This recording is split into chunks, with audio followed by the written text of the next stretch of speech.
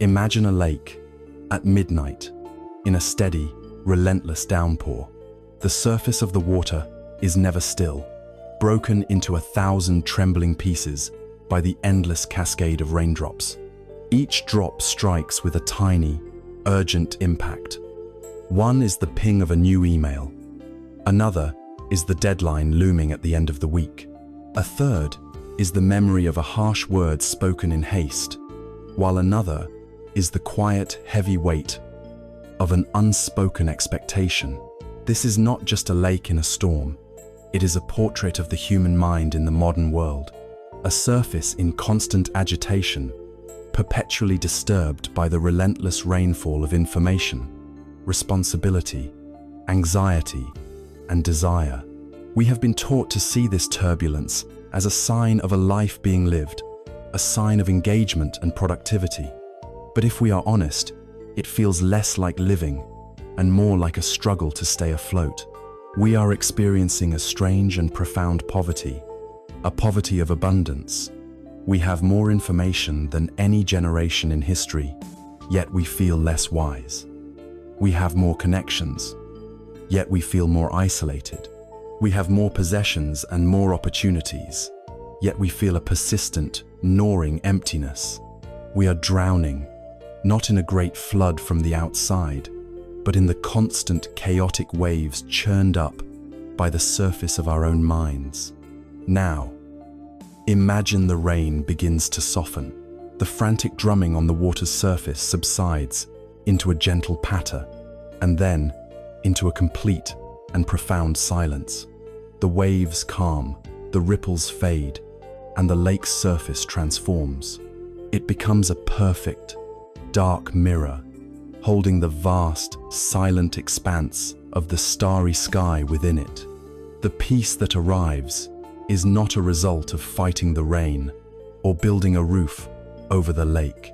The peace comes from the rain's natural cessation, revealing the true nature of the water that was always there, deep, dark, and inherently still. The depth of the lake was never disturbed by the storm on its surface. This is the quiet promise of the path we are about to walk together, a path guided by the ancient wisdom of Zen, a wisdom that does not offer an escape from the storms of life, but instead offers a way to discover the unshakable, silent depth within you. It is a journey not to a faraway mountain, but into the very center of your own being, to find the still water that runs deep beneath the noise of our frantic world. Before we can find the shore, we must first understand the river. We must look honestly at the current that carries us, the turbulent water of our own minds that so often feels chaotic and overwhelming.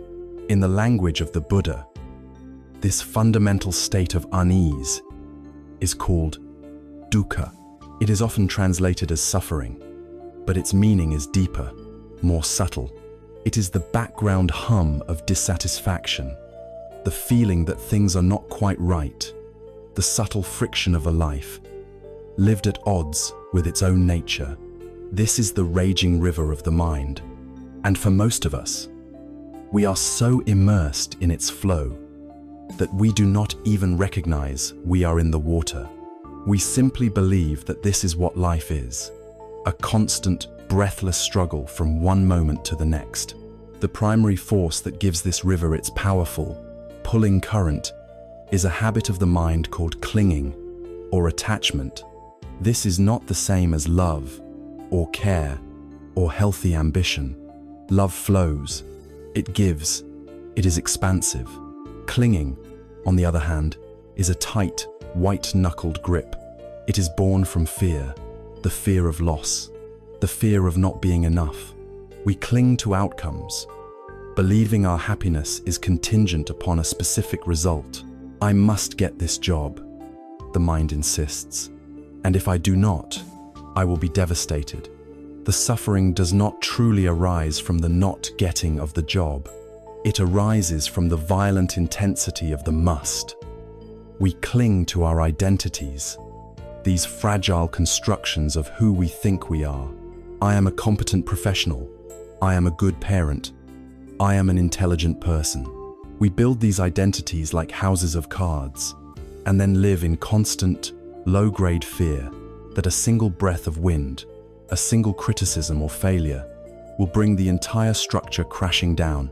We cling to expectations, superimposing a map of how things should be onto the territory of how things are. We expect the world to be fair. We expect others to behave as we would. We expect our carefully laid plans to unfold without a single disruption. And in the inevitable gap between our rigid expectations and the fluid, unpredictable nature of reality, the river of suffering churns. This clinging is an act of profound resistance to life itself. It is like trying to hold a fistful of water. The harder you squeeze, the more quickly it slips through your fingers, leaving you with nothing but an aching, empty hand. Fueling this current, acting as its relentless engine, is the endless, cyclical motion of craving and aversion. These are the two oars that we frantically row, believing they will take us to a peaceful shore, when in reality, they only propel us faster down the same turbulent stream. Craving is the voice of, if only. It is the constant, forward-leaning ache for something more, something different. If only I had a bigger house, then I would feel secure. If only I had a different partner, then I would feel loved. If only this moment were more exciting, then I would not feel this boredom. Craving is a promise of future happiness that never, ever delivers. It is a horizon that recedes as we approach it. The moment one desire is momentarily satisfied, the mind, by its very habit, immediately generates another. It is a thirst that cannot be quenched, because the very act of craving is like drinking salt water. It only intensifies the underlying thirst for more. Its twin is aversion, the pushing away, the resistance to what is present. We feel a flicker of sadness, and we immediately seek a distraction. We encounter a difficult person, and we build a wall of resentment. We face a challenging task, and we procrastinate, pushing the discomfort away to another time. Aversion is the refusal to feel what is actually here. We spend monumental amounts of our life's energy trying to curate a perfect experience, free from all discomfort, all inconvenience, all pain. But this is an impossible task.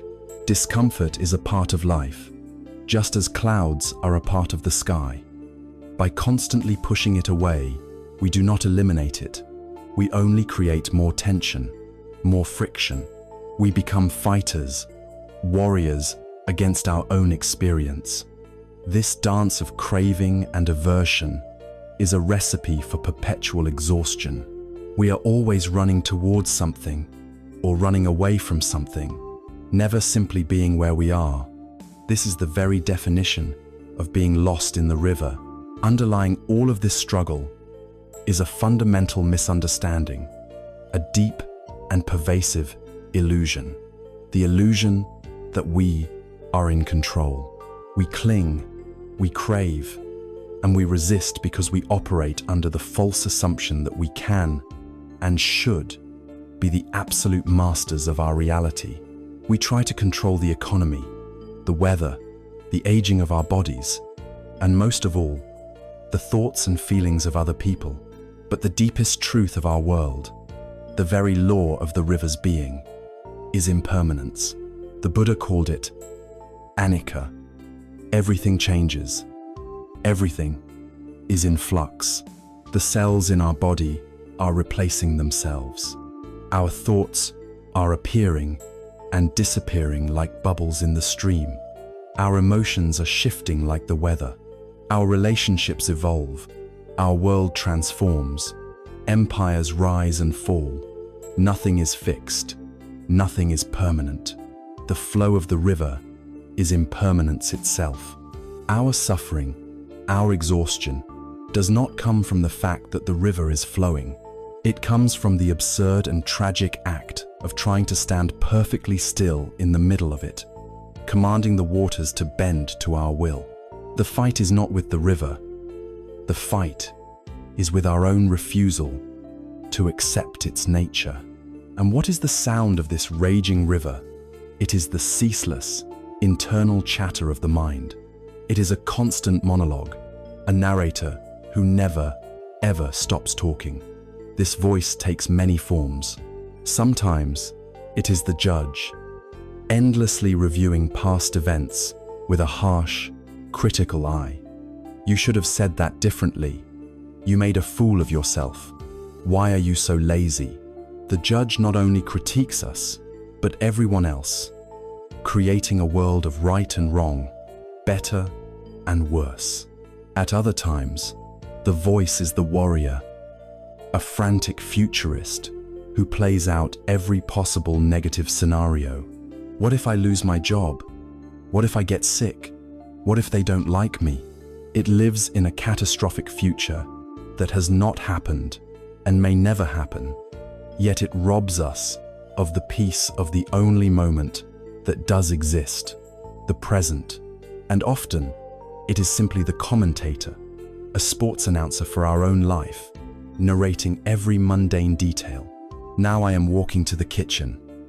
I am opening the refrigerator. I see there is no milk. Now, I feel annoyed.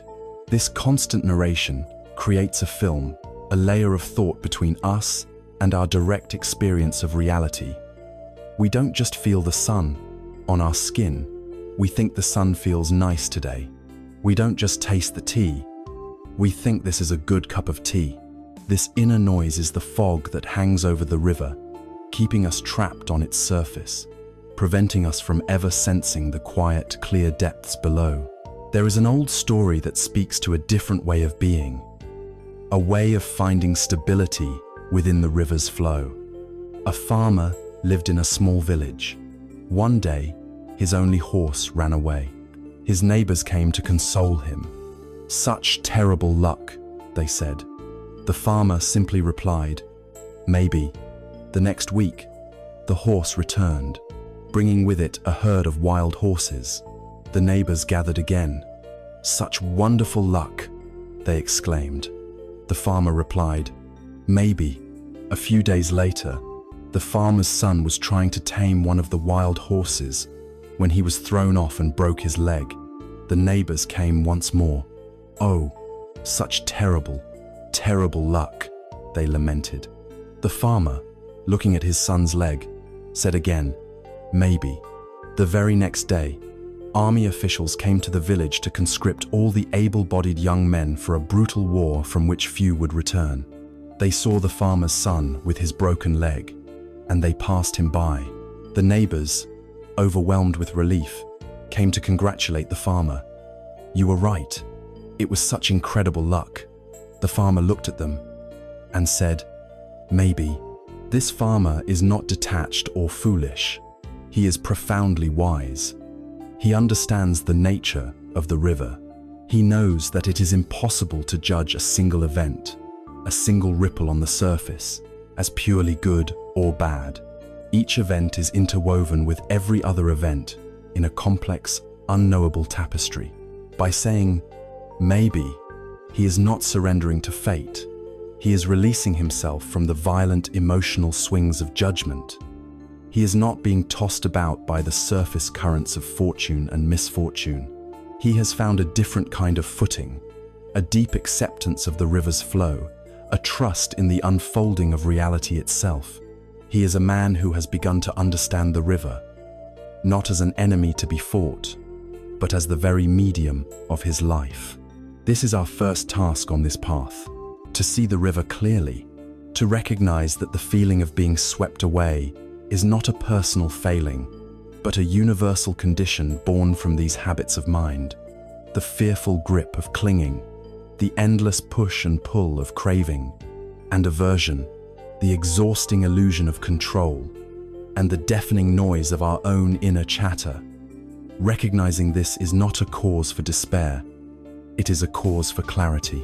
For the first time, we are no longer lost in the water without a map. We have a diagnosis. We can see the currents and understand their power. And from this place of clear seeing, we can take our first conscious step. We can begin to learn a new skill, not the skill of stopping the river, for that is a fool's errand, but the quiet, revolutionary skill of learning how to swim. And that first lesson, that first stroke, begins not with a mighty effort, but with the simple, profound, and ever-present gift of our own breath. If we are to learn to navigate the raging river of the mind, we need an anchor, not an anchor to stop the river, for that is impossible and would go against nature itself, but an anchor to steady our vessel, to give us a point of stability amidst the churning currents of thought and emotion. We do not need to look far for this anchor. We do not need to purchase it or study for years to acquire it. We are born with it. It has been with us every moment of our lives, quiet, faithful, and unassuming. This anchor is the breath. It is the gentle, rhythmic rising and falling of our own life force, the most intimate and reliable process we can ever know. It is the perfect tool for one simple reason. The breath is always in the present. You cannot take a breath that is in the past. You cannot inhale a future breath. To be aware of your breath is, by definition, to be fully in the here and now. This stands in stark contrast to the natural tendency of the untrained mind. The mind is a time traveler. It loves to journey into the past, to wander through the halls of memory, replaying old conversations, savoring past victories, or more often, cringing at past mistakes and nursing old wounds. Or it rockets into the future, endlessly planning, rehearsing, worrying, and fantasizing about what is to come. These two destinations, the past and the future, are where the river's currents are strongest. They are the source of our deepest anxieties and our most profound regrets. But they are also illusions. The past is a ghost, and the future is a dream. The only reality, the only place where life is actually lived, is in the razor-thin, eternal moment of the present. The breath is our tether to this reality. When we feel the mind being pulled into the whirlpool of regret or the rapids of anxiety, we can consciously turn our attention to the simple, physical sensation of our breathing. In that one simple act, we have pulled on the anchor line. We have drawn our vessel out of the phantom worlds of yesterday and tomorrow and back into the calm harbor of the now.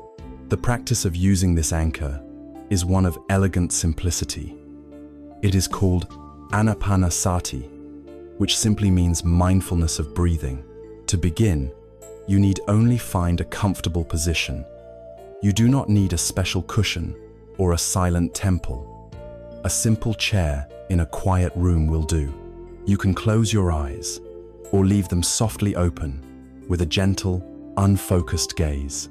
And then you simply bring your attention to the feeling of your breath, wherever you feel it most distinctly. Perhaps it is the cool sensation of the air entering your nostrils. Perhaps it is the subtle tickle in the back of your throat. It might be the gentle expansion and contraction of your chest, or the soft rise and fall of your abdomen. The location does not matter. What matters is the quality of your attention. This attention should not be one of forceful concentration, but one of gentle, curious observation. There is no need to change your breathing in any way. You are not trying to make it deeper, or slower, or more spiritual. The goal is not to achieve a special state, but to become intimate with this one, ordinary, life-sustaining process. Feel the entire journey of a single breath, from the moment it begins to enter your body, all the way until it is fully released. Notice the short, still pause that often occurs at the peak of the inhalation, and the similar pause at the end of the exhalation. You are simply feeling, simply noticing. You are being a silent, compassionate witness to your own life, breathing itself. There is no right way or wrong way for the breath to be. There is only the way that it is in this moment. Now, we must address the most important and most misunderstood aspect of this practice. Within a few moments of turning your attention to the breath, your mind will wander. This is not a sign of failure. This is not an indication that you are bad at meditation. It is simply the nature of the mind to wander. The mind produces thoughts just as clouds produce rain. It is what it does. You will start thinking about your to-do list, or what you want for dinner, or a conversation you had yesterday. A sound will catch your attention. An itch will appear on your nose. The mind will get up and run away from the anchor of the breath. The true practice, the very heart of mindfulness, is what you do in the moment you realize the mind has wandered. The untrained reaction is one of frustration. There I go again. I can't do this. My mind is too busy. But the mindful response is one of gentle, patient kindness. Think of it as if you are training a small, beloved puppy to sit. The puppy will constantly get up and wander off. You would not shout at the puppy or punish it. You would simply smile and gently, with great tenderness, pick it up and place it back on its spot. We must treat our own minds with this same patient and loving firmness. The moment you notice you are thinking, you can silently say to yourself, thinking or wandering, and then gently, without any drama or self-criticism, escort your attention back to the sensation of the breath. The practice is not the state of having an empty mind. The practice is the unending, compassionate act of the return. Every single time you bring your mind back, you have succeeded. Every return is a moment of victory, a moment where you are strengthening the muscle of mindfulness. The power of this simple, repetitive act is difficult to overstate. It begins to change our relationship with our own thoughts and emotions. Most of our anxiety is a story we tell ourselves about the future. It is a chain of what if scenarios that we project onto a blank screen. By returning to the breath, we are stepping out of the movie theater of the mind. We are grounding ourselves in the tangible reality of the present. Right now, in this moment, as I feel this breath enter my body, am I safe? In this moment, am I okay? The answer is almost always yes. The catastrophe exists only in the mind's projection. Likewise, so much of our sadness is rooted in the past, dwelling on events and words that are now unchangeable. The anchor of the breath pulls us out of the museum of our history and into the living, breathing gallery of the present, the only place where true life can be found. This does not mean we ignore the past or fail to plan for the future. It means we cease to be prisoners of them. We develop the capacity to choose where the spotlight of our awareness will shine. This profound principle does not need to be confined to a formal seated meditation. The great Zen master Thich Nhat Hanh often used the simple act of washing the dishes to illustrate this point. He said that while you are washing the dishes, you should only be washing the dishes. This means that you are not rushing through them to get to the cup of tea that awaits you afterwards. If you are rushing, you are not truly alive during the time you are washing the dishes. You are living in a future that has not yet arrived. Instead, he taught to be fully present with the task, to feel the warmth of the water on your hands, to smell the scent of the soap, to see the light reflecting off the clean plates, to hear the sound of the water running. When you are fully present in this way, the mundane chore of washing dishes is no longer a chore. It is a miracle. It is a meditation. The dishes are not an obstacle on the path to peace. The act of washing them becomes the path itself. This is the power of the anchor. It shows us that any activity, whether it is walking, eating, listening to a friend, or even sitting in traffic, can become a practice of mindfulness. We are learning to inhabit our own lives more fully. The breath is our training ground, the place where we cultivate the stability and gentleness we need. It does not stop the river from flowing, but it gives us a firm place to stand.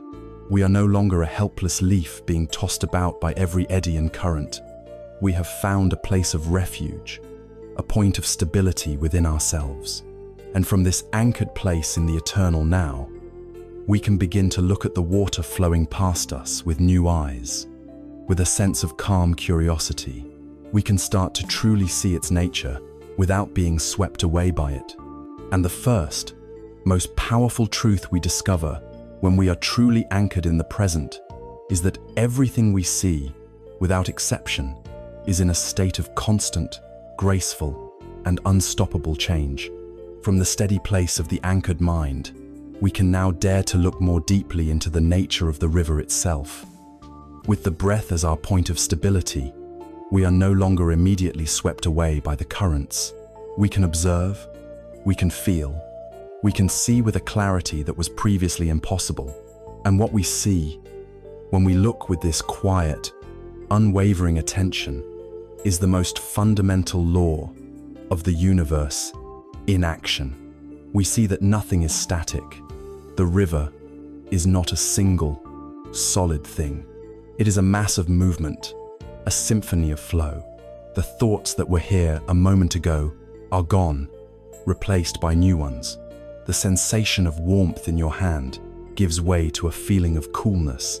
The sound of a bird outside the window arises and then fades into silence. Everything, without exception, is in a state of constant, graceful, and unstoppable flux. In the language of the Buddha, this universal truth is called anicca, impermanence. For the human heart, this can be a terrifying concept. Our deepest instincts cry out for permanence, for certainty, for solid ground. We build our homes from stone and steel. We sign contracts that span decades. We make promises of forever and always, hoping to construct a fortress of stability against the ceaseless tide of change. Our greatest fear, the fear that sits beneath almost all other fears, is the fear of loss. We fear losing our youth, our health, our wealth, our relationships, and ultimately, our very lives. This deep craving for permanence in a world that is, by its very nature, impermanent, is a primary source of our anxiety and dissatisfaction. It is a fundamental conflict between our desires and the way reality operates. We are trying to command the ocean to be still, a task that can only ever end in exhaustion and defeat. But the wisdom of Zen offers a radical reframing of this truth. It suggests that impermanence is not a tragic flaw in the design of the universe. It is the very source of its beauty and its vitality. Consider a flower. A plastic flower can last forever, but it is rigid, lifeless, and unchanging. It holds no story. A real flower, however, is breathtaking in its vibrancy, precisely because it is fragile and fleeting. Its beauty is inseparable from the fact that it will soon wilt and decay. The knowledge of its impermanence is what makes its brief moment of full bloom so incredibly precious. This principle holds true for everything we cherish. A beautiful piece of music is made of a flowing sequence of notes, each one arising and passing away. If you were to hold on to a single note forever, the music would be destroyed. It is the very passing of the notes that creates the melody. In the same way, human life derives its meaning and its poignancy from the fact that it is finite. The laughter of a child, the warmth of a sunset, a moment of deep connection with another person. These experiences are not diminished by their passing. They are consecrated by it. Impermanence is what makes life precious. Furthermore, It is the very engine of everything we value as positive. Without impermanence, there could be no growth, no healing, no learning, and no forgiveness. If everything were fixed and permanent, a mistake made in childhood would stain you forever. A physical injury could never heal. A child could never grow into an adult. Change is not our enemy. It is the medium of all possibility. It is the river that carries nutrients to the soil, allowing new life to constantly emerge. So how do we live in a world of constant change without being broken by it? The teachings suggest we shift our metaphor from someone trying to build a dam to someone learning to surf. Imagine standing in the ocean, rigid and unmoving. As powerful waves roll in, you would be battered and tossed about, fighting a losing battle against a force far greater than yourself. This is the path of resistance, the path of suffering. Now, imagine a skilled surfer. A surfer does not try to stop the waves. They do not curse the ocean for its power. Instead, they study the waves. They respect their energy. They learn their rhythms. And then, with great skill and balance, they learn to ride the very energy that would have crushed them. They move in harmony with the power of the ocean. To learn to surf the waves of Anika is to cultivate flexibility, adaptability, and an open, receptive mind. It means entering situations without a rigid script of how they must unfold. It means when a plan is cancelled, we learn to pivot instead of despair.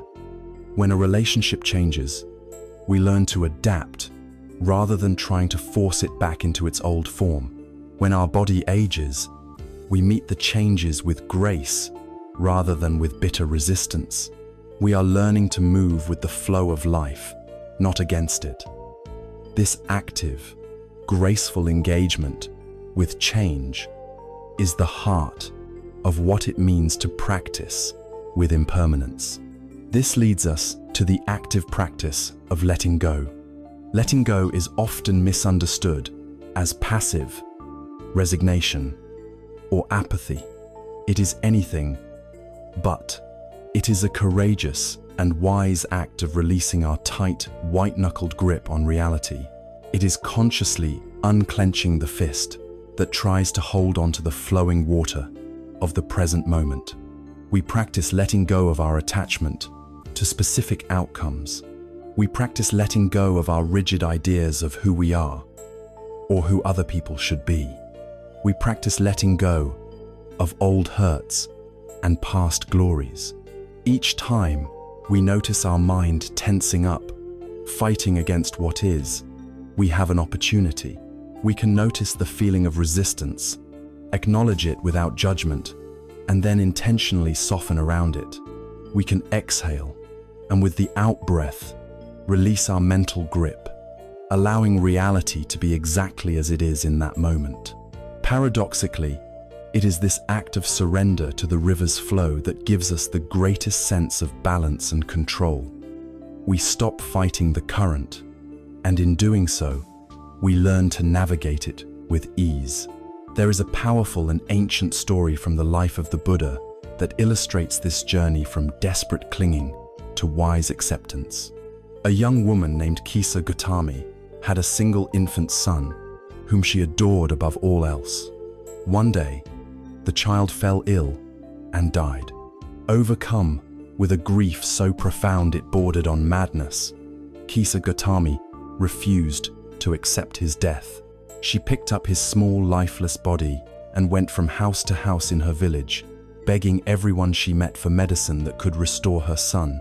Some laughed at her, others pitied her, but no one could help. Finally, a wise man told her to go and see the Buddha. She rushed to him, laid her child at his feet, and pleaded for the magical medicine. The Buddha looked at her with immense compassion and said, "There is only one thing I need to make such a medicine. You must go back into the village and bring me a single mustard seed. But," he added, "the seed must come from a house where no one and no parent, no child, No master, no servantess ever died. Filled with a desperate hope, Kisa Gotami rushed back to the village. She went to the first house and asked for a mustard seed. "Of course," the woman said, "I will give you one." But as she was about to take it, Kisa Gotami remembered the Buddha's condition. "Has anyone in your family ever died?" she asked. The woman's face fell. "Oh, my friend," she said, "do not remind me of my greatest sorrow. The living are few, but the dead are many." Kisa Gotami went to the next house, and the next, and the next. The story was the same everywhere. Every family had known loss. One had lost a husband, another a mother, another a child. The mustard seed was readily offered, but the condition could never be met. As the sun began to set, the truth slowly dawned on her, not as a harsh intellectual concept, but as a deep, embodied understanding. Her own personal, unbearable grief was not unique. It was the shared, universal condition of all beings who live and love. Loss was not an accident that had befallen her alone. It was the very fabric of life itself. With this profound realization, the frantic energy left her. She gently carried her son's body to the charnel ground, laid him down, and returned to the Buddha. She had not come back with a mustard seed, but she had returned with something far more precious: the wisdom of impermanence. This is the gift of truly understanding Anicca. It is not a grim philosophy of nihilism. It is a compassionate call to awaken to the precious, fleeting nature of our lives. It invites us to hold our joys and our sorrows with a lighter touch, to love more fully because we know nothing is permanent, and to forgive more easily because we know that everything, including our own pain, will change. It is an invitation to stop fighting the current and instead to learn the graceful, beautiful dance of surfing the waves. This deep seeing of impermanence, this realization that everything we can perceive is in a state of flux, naturally leads to a radical and deeply personal question. If my body is constantly changing, if my thoughts are fleeting clouds, if my emotions are like the shifting weather, then what exactly is the permanent I that is witnessing all of this? If everything is a flowing river, where is the solid ground of the self? This investigation into the nature of who we truly are takes us to the very heart of freedom. The journey into the heart of the river has shown us its nature, its constant, unstoppable flow of impermanence. We have found an anchor in the breath to steady ourselves, and we have begun to see the beauty in the ceaseless dance of change. This seeing, however, forces us to confront the most intimate and challenging question of all. The question that sits at the very center of our existence. Who or what am I? We instinctively answer with a list of attributes. I am my name, my body, my history. I am my job, my personality, my collection of memories, beliefs, and desires. We assume there is a solid, continuous entity behind our eyes, a chief executive in the headquarters of our mind, pulling the levers and experiencing the world. Buddhist wisdom, however, invites us to do something quite radical. It invites us to become investigators, to take this assumed self and place it under the microscope of our attention, to see if we can actually find it. This investigation leads us to one of the most profound and liberating teachings of all, the teaching of anatta, often translated as no self or not self. Let us begin this investigation together, right now. Let us search for this permanent, independent I. Is it in the body? This physical form we call our own is a marvel of change. The cells that compose it are constantly dying and being replaced. The body you have today is not the same body you had 7 years ago, nor is it the body you had as a child. It is aging, changing, and in constant flux. The body is clearly impermanent, so it cannot be the permanent self we are looking for. Very well. Perhaps the self is not the body, but our feelings and sensations. Is the I the feeling of joy, or sorrow, or pleasure, or pain? But these too are like the weather, passing clouds in the sky of our awareness. Happiness arises, stays for a while, and then vanishes, replaced by boredom or sadness. If you were your happiness, you would cease to exist when sadness arrived. Feelings are fleeting, unreliable, and dependent on external conditions. They cannot be the core of who we are. So, let's look deeper. Perhaps the self is our perceptions, the way our mind labels and categorizes the world. Tree, blue, loud, good, bad. But these perceptions are learned. They depend on our culture, our language, and our personal history.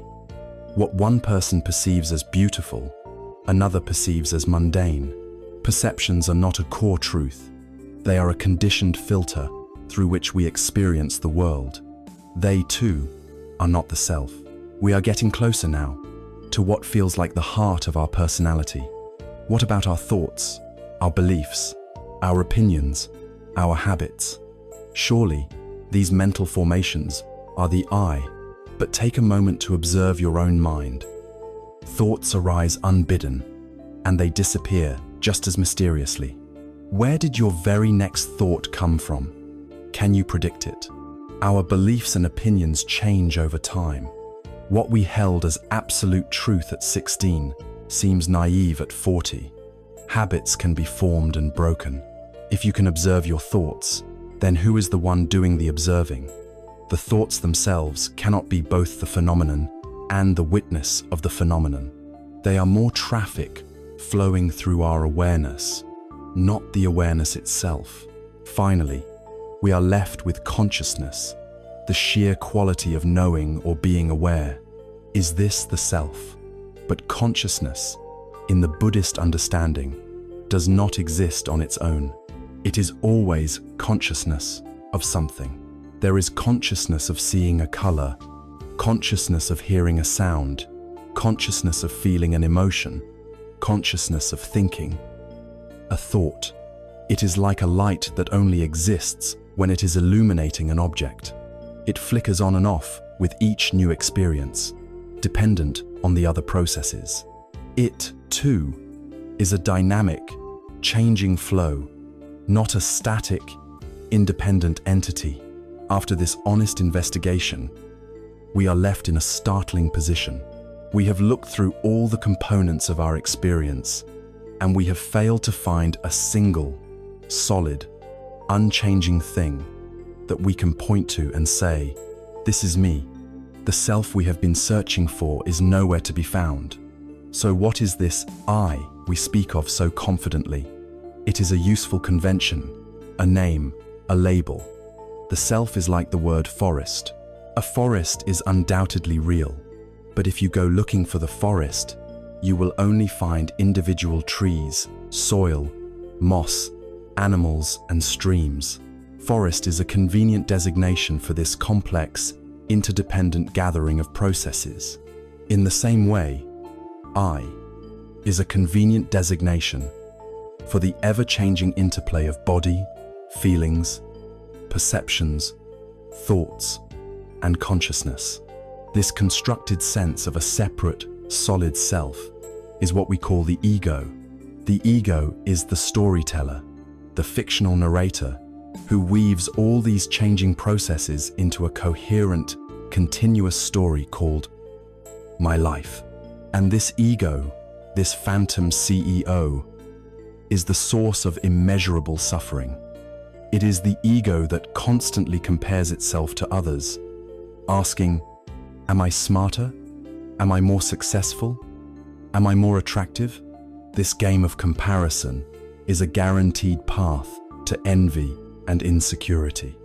It is the ego that puffs itself up with pride when it feels superior, creating walls of separation between ourselves and others. And most of all, The ego is fragile and terrified. It lives in constant fear of being criticized, insulted, diminished, or ignored, because it mistakes these attacks on its story for an attack on its very existence. We spend a vast portion of our life energy building, polishing, and defending this fragile, fictional character. The teaching of anatta does not proclaim that you do not exist. That would be a philosophy of nothingness. Instead, it offers a profound shift in perspective. You are not a static object. You are a dynamic process. You are not a noun. You are a verb. You are not a finished sculpture. You are a flowing river. The person who began this sentence is not the exact same collection of cells, thoughts, and feelings as the person who is finishing it. In every moment, you are being recreated. This isn't a frightening thought. It is the most liberating thought possible. It means you are not chained to your past. You are not defined by your last mistake. You are not imprisoned by an old version of your story. In every single moment, with every single breath, you have the capacity to begin anew. This very dialogue is captured in a famous ancient text, recording a conversation between the Buddhist sage Nagasena and the Greek king Melinda, a man known for his sharp, philosophical mind. The king, hoping to corner the sage, asked him his name. Nagasena replied that he was known as Nagasena, but that this was merely a name, a convenient label, and that no permanent person could be found behind it. The king scoffed. If there is no person, he challenged, then who is it that wears these robes and eats this food? To whom am I speaking? He then pointed to his magnificent royal chariot. Is this chariot the pole? He asked. No, Your Majesty, Nagasena replied. Is it the axle, the wheels, the frame, the reins? To each question, Nagasena replied, No, Your Majesty. The king laughed in triumph. Then, Venerable Sir, there is no chariot. This was the moment Nagasena had been waiting for. He calmly asked the king, Your Majesty, you said you arrived here by chariot. Please, explain to me what this chariot is. Just as the word chariot is a convenient name we give to a collection of parts, assembled in a particular way, so too is Nagasena, a convenient name for this temporary collection of body, feelings, thoughts, and consciousness. In the highest, most ultimate sense, just as no independent chariot can be found, no permanent self can be found. The king, humbled by this profound and simple logic, saw the truth in the sage's words. This is not just an abstract philosophical game.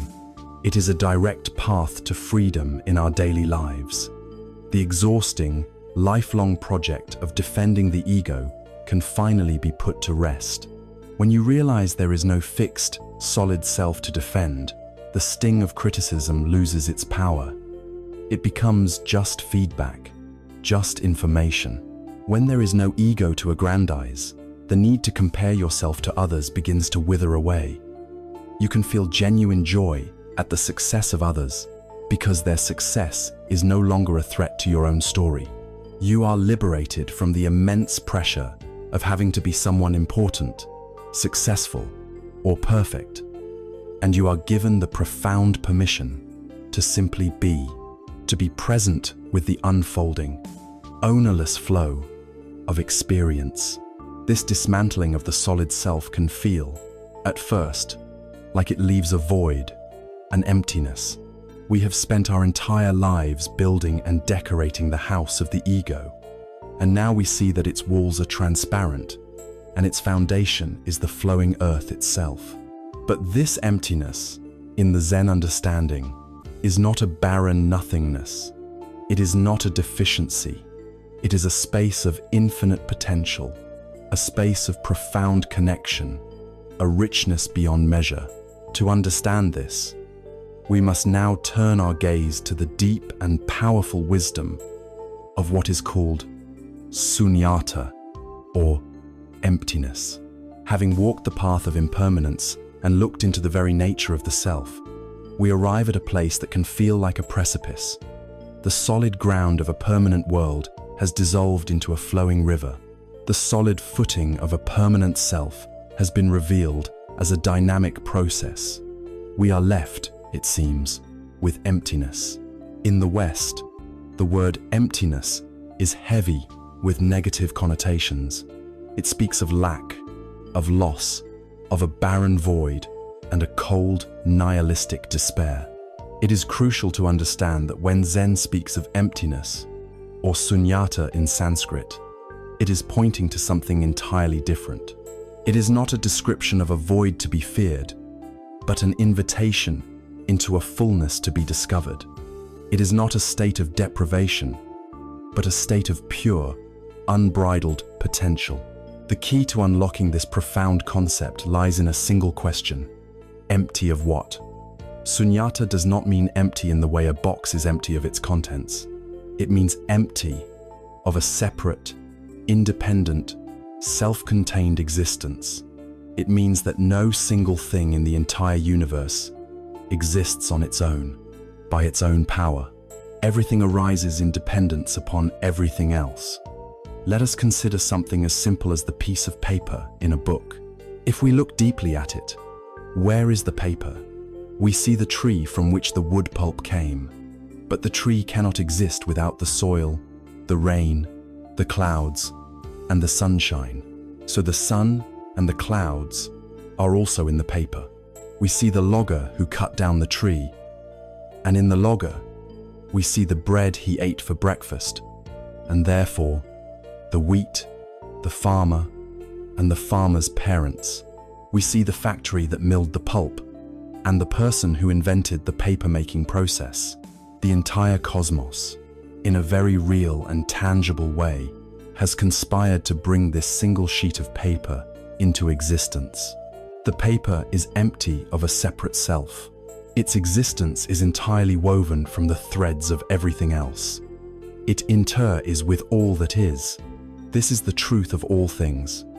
From a distant galaxy to a passing thought, from a mountain range to our very own bodies. This emptiness is not a deficiency. It is the very source of function and possibility. Think of a simple clay cup. What makes the cup useful? It is not the solid clay of its walls. It is the empty space within. The emptiness is what allows the cup to hold tea, to fulfill its purpose. The function of the cup lies in its emptiness. Now, think of a room. We build walls, a floor, and a ceiling, but we do not live in the walls. We live in the empty space they create. The emptiness of the room is what allows for movement, for life, for relationships, for everything that happens within it. The emptiness is potential. The same is true for our minds. A mind that is full of its own opinions, its certainties, its prejudices, its judgments, and its unwavering beliefs. A mind that is closed. It is like a cup that is already full of stale water. Nothing new can be poured in. It cannot learn. It cannot grow. It cannot truly listen. But a mind that is empty of these rigid structures is a mind that is open, spacious, receptive, and flexible. It can see things as they are, not as it expects them to be. This mental emptiness is not ignorance or vacancy. It is the very foundation of wisdom, the fertile ground in which new insights can sprout. The most famous and concise teaching on sunyata is found in the Heart Sutra, a core text of Mahayana Buddhism. In it, a great bodhisattva declares, "Form is emptiness, and emptiness is form." This is not a riddle, but a profound statement about the nature of reality. Form is emptiness, means that everything we can perceive with our senses, every form, when we examine it, is found to be empty of a separate, independent self, just like the sheet of paper. But the second part is just as crucial. Emptiness is form. This means that emptiness is not some otherworldly, abstract void that exists somewhere else. It is right here, right now, manifesting as this very world. The vibrant, changing, tangible world of form is the expression of emptiness. The emptiness is the very dance of life.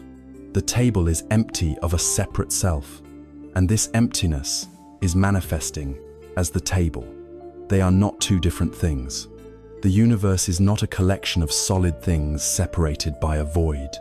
The universe is a single, unified, dynamic whole, a vibrant emptiness, constantly giving birth to form. When this understanding moves from an intellectual concept to a felt reality, it changes everything, especially our relationship with others. It becomes the very ground of compassion. As long as we believe in a solid, separate I and a solid, separate you, our relationship is based on transaction and separation. My interests are here, and your interests are over there. I must protect myself from you and compete with you for resources and happiness. But when we see through the illusion of separateness, we realize that this model is false. Through the lens of sunyata, we see that we are all expressions of the same interconnected web. We are not separate waves, but different manifestations of the same ocean. With this insight, compassion, or karuna, ceases to be a moral commandment, to be nice to others. It becomes the most natural and logical response to the way things are. Harming another person, or any living being, is, quite literally, harming a part of oneself. Their suffering is not separate from our suffering. Their joy is not separate from our joy. The air you just exhaled contains the carbon dioxide that will feed a plant, which may one day feed an animal or another person. The kindness you offer to a stranger sends a ripple out into the web of existence that will eventually find its way back to you. The rigid boundaries between self and other become porous and transparent. Compassion arises spontaneously from this recognition of shared being. Emptiness, therefore, is not a cold, isolating truth. It is the warm, beating heart of connection itself. So sunyata is not nothingness, but rather no-thingness. It is the truth that reality is not composed of separate, static things, but is a fluid, relational, and interdependent dance. It is the ultimate release from our prison of self-obsession. It is the realization that we are not the lonely, isolated character in our own story. We are the entire, unfolding story itself, written in the ink of a dynamic and creative emptiness. When we begin to see the world through this lens of emptiness, of sunyata, our old certitudes and fixed ideas begin to melt away. The mind of the expert, a mind that is full of its own conclusions and therefore closed to new experience, gives way to a different kind of minden that is spacious, open, curious, and fresh. It is a mind that is willing to see the world anew in every moment. This treasured and powerful state is known in Zen as Shoshin, the beginner's mind. As our journey has taken us through the flowing river of impermanence and into the vast open space of no self, our old certainties have begun to dissolve. The solid ground we once stood upon has revealed itself to be a dynamic, interconnected dance. This can be unsettling, but it is also the prerequisite for true wisdom. For when we let go of what we think we know, we create the space to see what actually is. This leads us directly to one of the most cherished and practical concepts in Zen practice, Shoshin, a Japanese term that means beginner's mind. To understand beginner's mind, it is best to first understand its opposite, the expert's mind. The expert's mind is a mind that is full. It is full of facts, of past experiences, of opinions, judgments, and conclusions. When it encounters a new situation, its first move is not to see it, but to categorize it, to place it into a pre-existing box based on its past knowledge. "Oh, I've seen this before," it says. "I know how this works." While this mind is efficient for performing technical tasks, it is a cage for the human spirit. The expert's mind operates on autopilot. It no longer truly experiences the world. It merely recognizes it. This is the very source of spiritual boredom. The feeling that life has become a dull routine. The expert musician can play 1,000 notes perfectly, yet move no one, because they are no longer listening to the music. The veteran doctor may see the chart and the symptoms, but fail to see the frightened human being in the bed. The long-married spouse may stop truly listening to their partner, assuming they already know what will be said. The expert's mind filters reality, seeking only to confirm what it already believes, and dismissing anything that doesn't fit its established models. It is a closed loop, a room without windows or doors, where nothing new can ever truly enter. Shoshin, the beginner's mind, is the key that unlocks the door of this room. The great Zen master Shunryu Suzuki expressed it perfectly in a single, powerful sentence. In the beginner's mind, there are many possibilities, but in the expert's, there are few. The beginner's mind is empty. It is spacious. It is not weighed down by the burden of its own conclusions. Because it does not know the right way, it is open to all ways. Because it has no expectations of what it is supposed to see, it is free to see what is actually there. The beginner's mind is humble. It has the courage and the wisdom to say 3 of the most powerful words in any spiritual journey. I don't know. This is not a confession of ignorance, but a declaration of openness. It is an invitation for the universe to teach you something new. The beginner's mind is also inherently mindful. Without a library of past experiences to rely on, it must pay very close attention to the present moment. It must engage with the raw data of its senses, with the full texture of the now. It is a state of pure presence and vibrant curiosity. This is not a mystical state reserved for monks in a monastery. It is a faculty we all once had, and which we can reclaim through conscious practice in the most ordinary moments of our lives. It is about intentionally setting aside our expertise. Consider the simple act of eating. The expert's mind knows exactly what a strawberry tastes like. It might pop one in its mouth while thinking about work, and the entire experience is over in a second, a ghost of a memory. To practice Shoshin, you would pick up that single strawberry as if you have never seen one before in your life. You would notice the deep red color, the pattern of the tiny seeds, the fresh green cap. You would feel its delicate weight in your hand. You would bring it to your nose and inhale its fragrance. Then, you would take a bite, and for a few moments, just notice the explosion of sweetness and tartness on your tongue, the texture, the sensation, without the immediate need to label it strawberry. In that moment, you are not just eating, you are having a direct, unmediated experience of reality. You are truly alive. We can apply this practice to every corner of our lives. The next time you are speaking with a loved one, especially someone you have known for a very long time, try to listen with a beginner's mind. Set aside your shared history. Set aside all the stories you have about who they are. Let go of the habit of finishing their sentences in your head.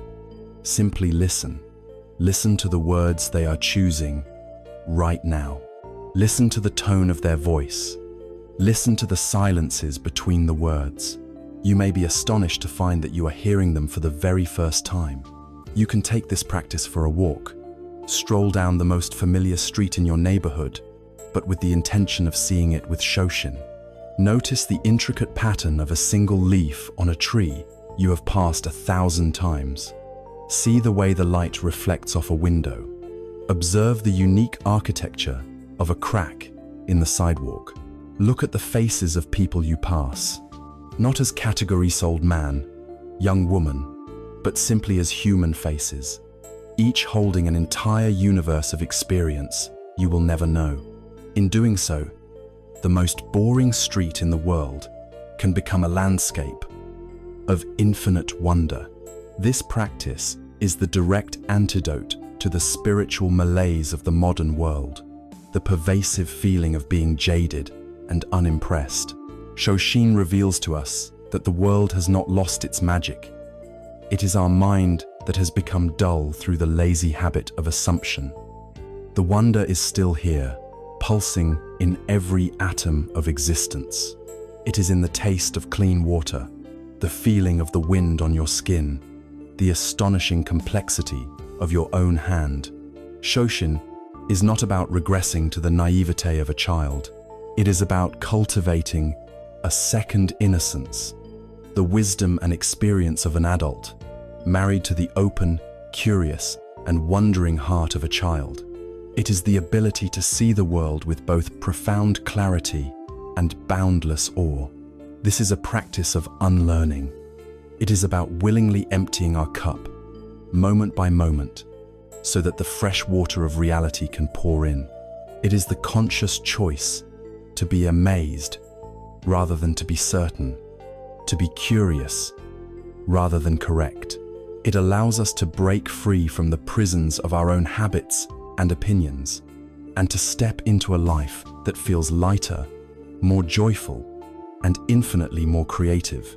It is the state of mind that is perfectly prepared for the next stage of our journey. For when we see the world with fresh eyes, this beginner's mind, we naturally begin to question the layers of needless complexity we have built up in our lives. When we can find such profound wonder in a single, simple cup of tea, we begin to question the necessity of the thousands of other things we have accumulated, both physically and mentally. This act of seeing clearly clears the ground for us to explore the deep and liberating wisdom of simplicity. Armed with the fresh eyes of a beginner, we now turn our gaze back towards our own lives. We look at our homes, our calendars, our minds, and for the first time, we may see the sheer, overwhelming complexity we have woven around ourselves. Our rooms are filled with objects, our days are filled with commitments, and our minds are filled with a relentless stream of worries, ambitions, and obligations. With the clarity of Shoshin, a simple question arises: is all of this truly serving me? Is this intricate web I have built a source of joy and freedom, or is it a cage of my own making? This question is the gateway to the art of simplicity, a path that teaches not deprivation, but a form of profound and liberating wealth. Our culture is built on a single, pervasive promise that more is better: more money, more possessions, more experiences, more followers, more achievements. We are told that happiness is something to be acquired, an additive process. If we just get that next thing, the new car, the bigger house, the latest phone, then we will finally feel whole, peaceful, and content. So we spend our lives accumulating, believing we are building a fortress of security and happiness. But the wisdom of Zen asks us to look honestly at the result. Does this accumulation truly lead to peace, or does it lead to a new kind of burden? Consider the nature of ownership. We believe that we own our possessions, but in a very real sense, they also own us. Every object in your life owns a piece of you. It owns the time and life energy you traded to earn the money to buy it. It owns the physical space in your home that it occupies. It owns your mental energy, requiring you to clean it, maintain it, organize it, insure it, and worry about its potential loss or damage. We are like hikers who, believing more gear will make the journey safer, keep adding heavy rocks to our backpacks. Soon, we find ourselves so crushed under the weight of our own preparations that we can no longer walk the trail or enjoy the view. Our possessions, meant to serve us, have become our masters. They are the clutter that stands between us and a direct experience of our own lives. Simplicity is the courageous act of setting down these rocks, one by one. The practice begins in our physical environment. It is not a call for extreme asceticism, but for conscious, deliberate intentionality. It is the art of curating our lives. This means looking at the objects we are surrounded by and asking a simple question for each one. Does this truly support the life I want to live? Does it bring me genuine joy or essential utility? Or is it simply clutter, a relic of a past self, a hedge against a feared future, or a purchase made out of habit or impulse? The principle is one of less, but better. Instead of owning 10 cheap shirts that you never wear, you might own 1 or 2 that are well made, that you love, and that make you feel good. This fosters a sense of respect and appreciation for the material world, not a rejection of it.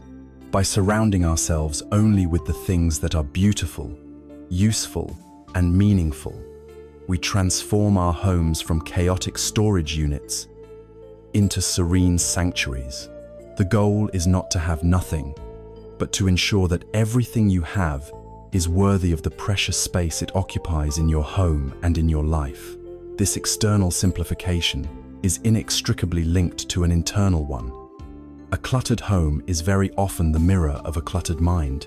As we begin to clear our physical space, we find, often to our surprise, that our minds begin to quiet down as well. With fewer objects to manage, there are fewer distractions. With less to organize and worry about, a new sense of mental space begins to open up. We can then extend this principle of intentional curation to the most precious and non-renewable resource we possess, our time. Most of us treat our time like an infinite resource, filling our calendars to the breaking point with commitments, meetings, social obligations, and endless digital distractions. We suffer from a hurry sickness, rushing from one thing to the next, never fully present for any of it. The art of simplicity invites us to reclaim our time. This requires learning one of the most difficult and compassionate skills, the art of saying no. It means saying a gentle but firm no to the invitations that drain our energy, to the projects that do not align with our deepest values, to the mindless scrolling that eats away our hours. Every no to a non-essential commitment is a powerful yes to what truly matters. It is a yes to unstructured time for quiet contemplation. It is a yes to being fully present with our families and friends. It is a yes to rest, to creativity, and to silence. It is a yes to our own inner peace. There is a beautiful story that embodies this spirit of profound simplicity. It is about the Zen poet and hermit, Ryokan, who lived a life stripped down to the barest essentials in a small hut in the mountains. One evening, a thief broke into his hut, only to discover, to his great disappointment, that there was absolutely nothing inside worth stealing. Just then, Ryokan returned from his evening walk. Seeing the dejected thief, he was filled not with anger, but with compassion. "You have come such a long way to visit me," Ryokan said, "and you should not have to leave empty-handed." He then took off the simple, worn robes he was wearing and offered them to the man. "Please, take these as a gift." The thief, utterly bewildered, grabbed the clothes and fled into the night. Ryokan then sat down, naked in the cool night air, and looked out at the brilliant moon shining through his open doorway. He thought to himself, "Poor man, I wish I could have given him this beautiful moon." This story reveals the heart of true wealth. Ryokan's richness was not in what he possessed, which was so little he could give it all away without a thought.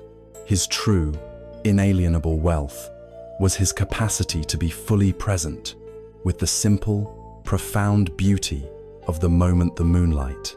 The thief, whose mind was completely consumed by the desire for material objects, was the one who was truly impoverished. He could steal the clothes, but he could not receive the far greater gift of the moon, which was freely available to all. Simplicity had given Ryokan a freedom and a richness that the thief's complex, desire-filled mind could not even comprehend. This is the promise of the art of simplicity. It is a path to abundance, not through addition, but through subtraction. It is the intentional, skillful removal of the non-essential in order to create the space for the essential to flourish. By simplifying our lives, we reclaim our time, our energy, and our attention. We free ourselves from the burden of the superfluous and discover the deep, quiet joy that has been waiting for us all along in the simple, uncluttered truth of the present moment.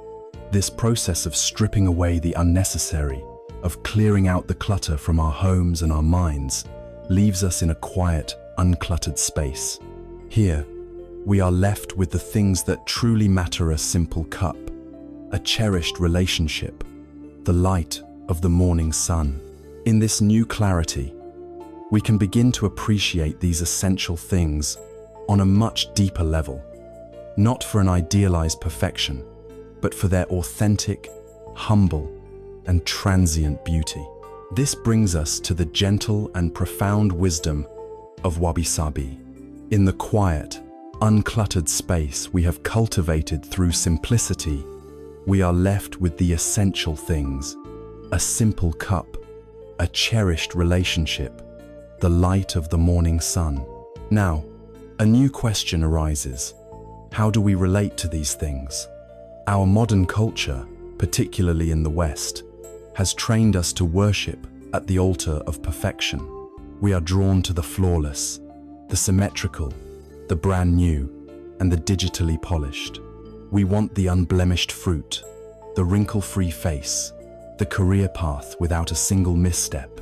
This relentless pursuit of an impossible ideal creates a constant, low-grade anxiety, a feeling that neither we nor our lives are ever quite good enough.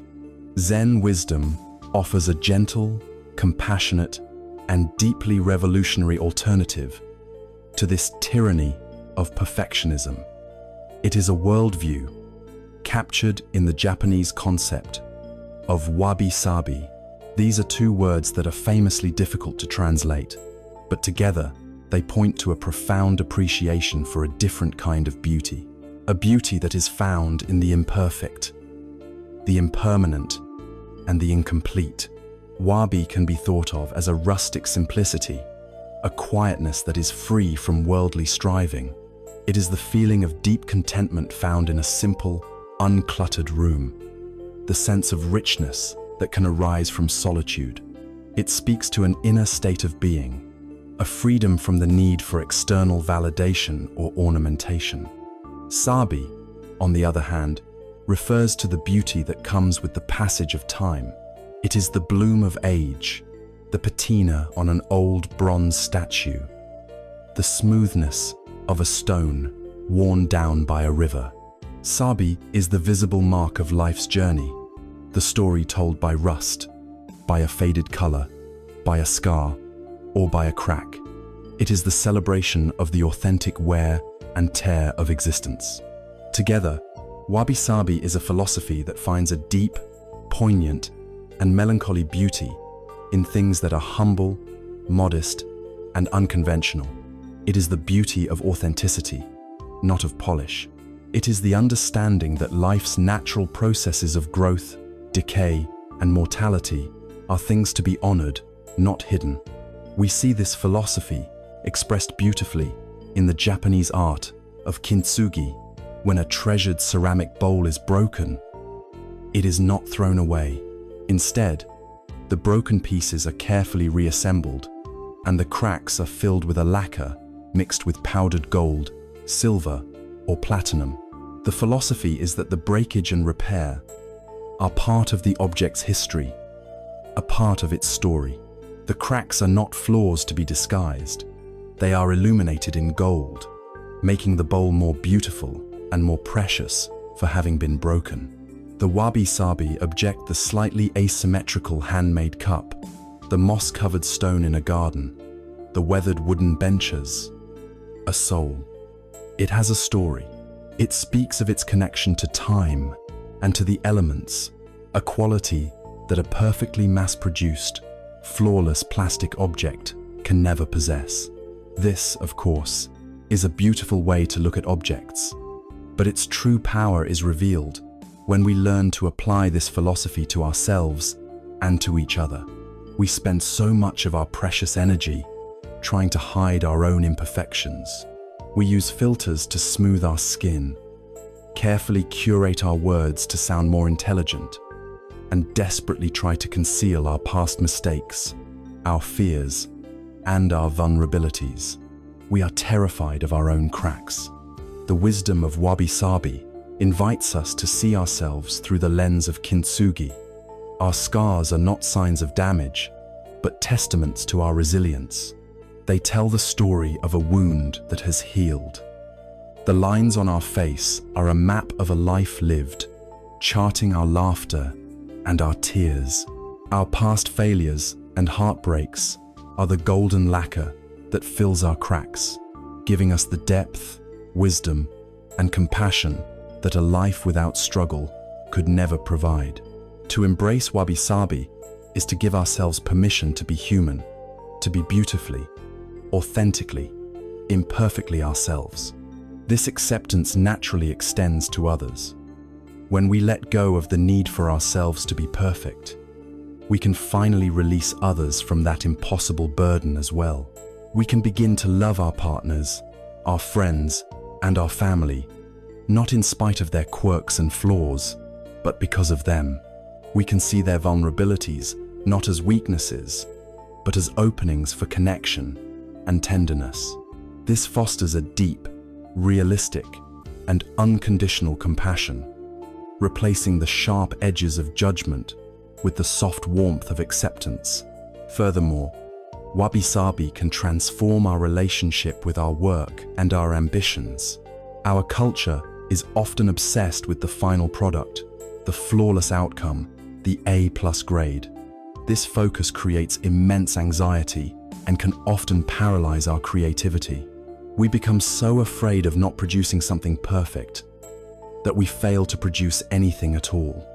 A Wabi-Sabi approach, by contrast, finds joy and value in the entire process, not just the result. It appreciates the messy first draft, the uncertain middle stages, the incomplete idea.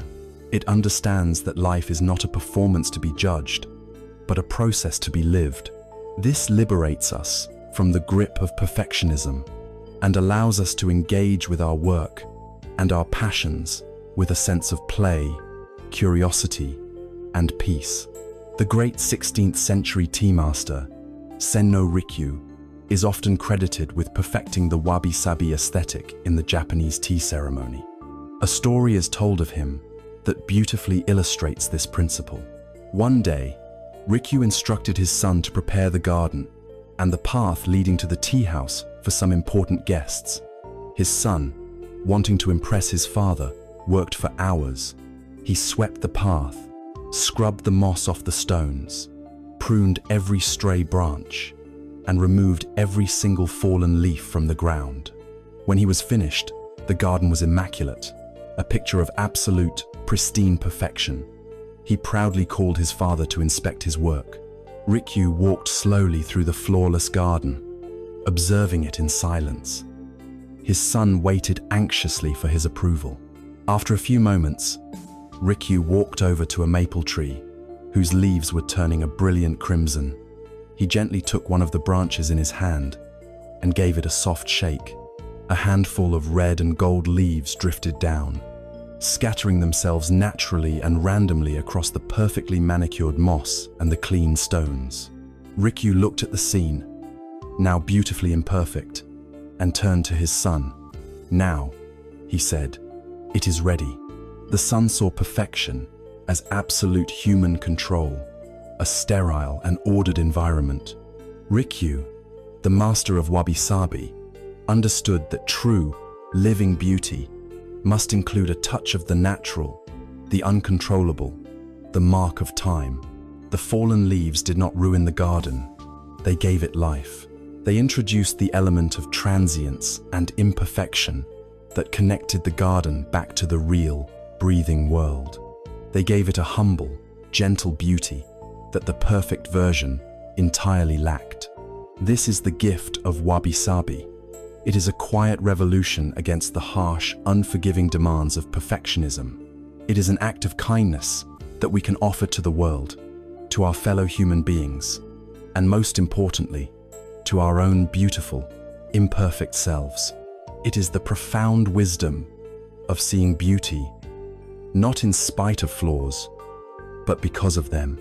It is a deep and loving embrace of life, as it truly is, transient, incomplete, flawed, and for those very reasons, deeply, achingly, and magnificently beautiful.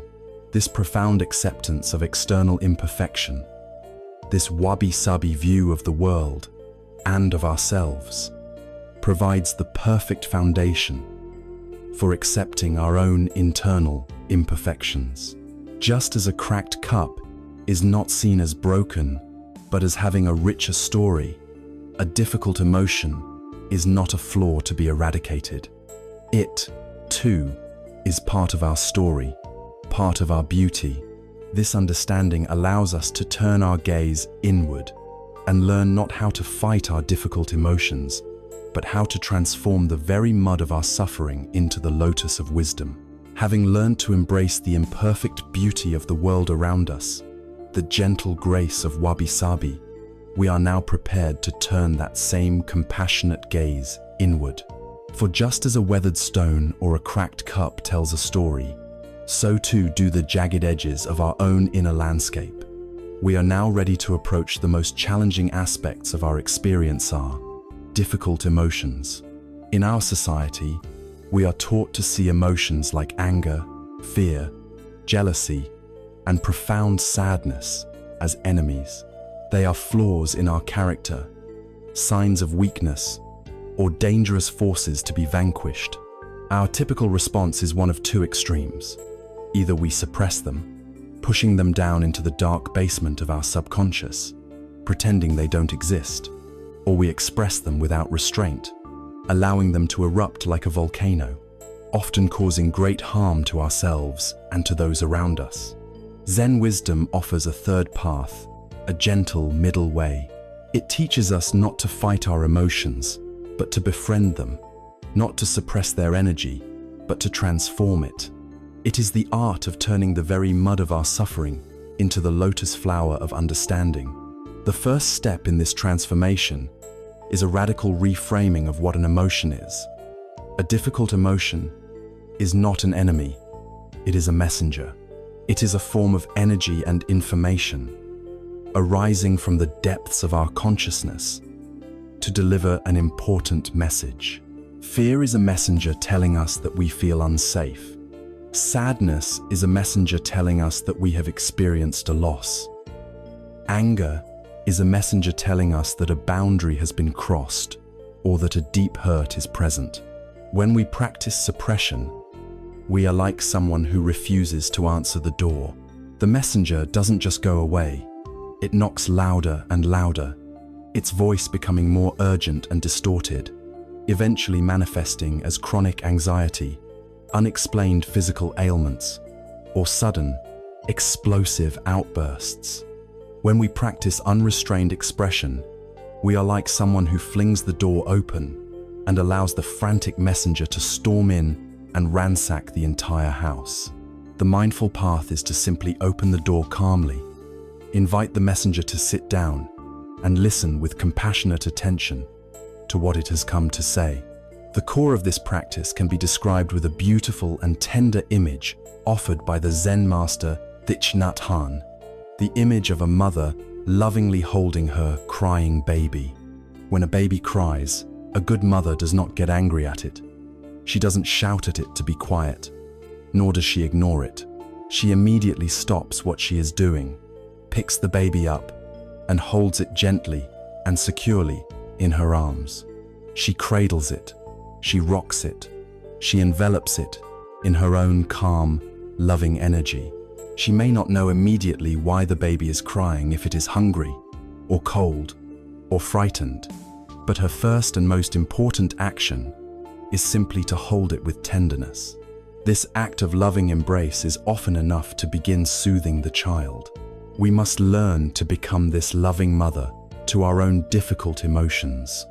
When the baby of our anger begins to cry within us, our first task is not to analyze it or to act on it.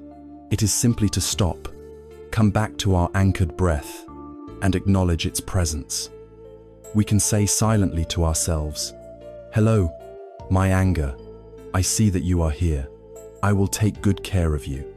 Then, we use our mindfulness, where calm, stable, non-judgmental awareness to gently wrap around the emotion. We are holding our anger, our fear, our sorrow in the warm, safe embrace of our conscious presence. We are not judging it, we are not identifying with it, and we are certainly not being carried away by it. We are simply holding it.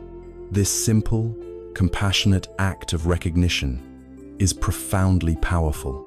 It takes the raw, chaotic energy of the emotion and begins to soothe it, to calm it, to take the toxic charge out of it. Of course, it is much easier to soothe a crying baby than a screaming one. In the same way, it is much easier to work with an emotion when it is a small spark, rather than a raging forest fire. This is why our ongoing practice of mindfulness is so crucial. It increases our sensitivity, allowing us to detect the very first physical stirrings of a difficult emotion. We begin to notice the subtle tightening in the jaw that signals the arrival of irritation. We feel the first flicker of heat in the chest. That is the seed of anger. We recognize the cold knot in the stomach that is the beginning of fear. When we can catch the emotion at this nascent stage, before it has hijacked our nervous system, we have the power of choice. We can consciously choose to stop, to breathe, to bring our mindful, motherly attention to it. This is the fundamental difference between responding to life with wisdom and merely reacting to it based on old, destructive habits. Once the raw energy of the emotion has been calmed by our mindful embrace, once the baby has stopped screaming and is just whimpering softly in our arms, we can then practice the next step, looking deeply to understand its needs. We can ask our anger, "My dear one, why are you suffering? What is it that you need?" Very often, we will find that anger is a secondary emotion, a loud and aggressive bodyguard hired to protect something much softer and more vulnerable underneath. When we look deeply into our anger, we may discover a profound sadness, a deep-seated fear of being abandoned, or the raw pain of feeling unseen and unheard. We might find that our jealousy is not about the other person, but about our own fear of inadequacy. By listening with compassion, we get to the root of the problem. This is the very heart of the alchemy of Zen. It is encapsulated in the teaching, "No mud, no lotus." The beautiful lotus flower, a timeless symbol of purity, beauty, and enlightenment, does not grow on a pristine marble pedestal or in purified, clear water. The lotus grows only out of the thick, dark, smelly mud at the bottom of the pond.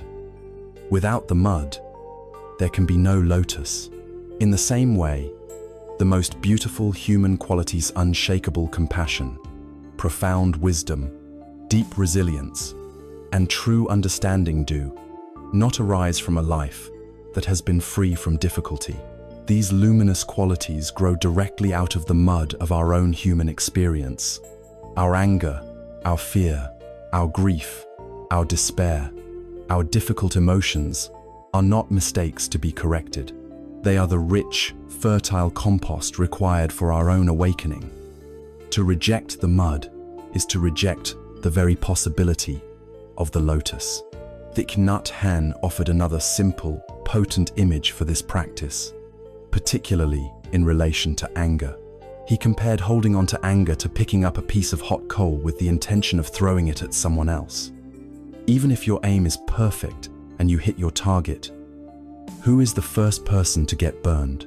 It is always you. Your hand is seared the moment you decide to pick it up. In this light, the practice of transforming anger is not a favor we do for others. It is first and foremost an act of radical self-compassion. It is the wisdom of learning how to put down the hot coal, not only so we do not harm others, but so that we ourselves can finally begin to heal. This is the path of emotional liberation.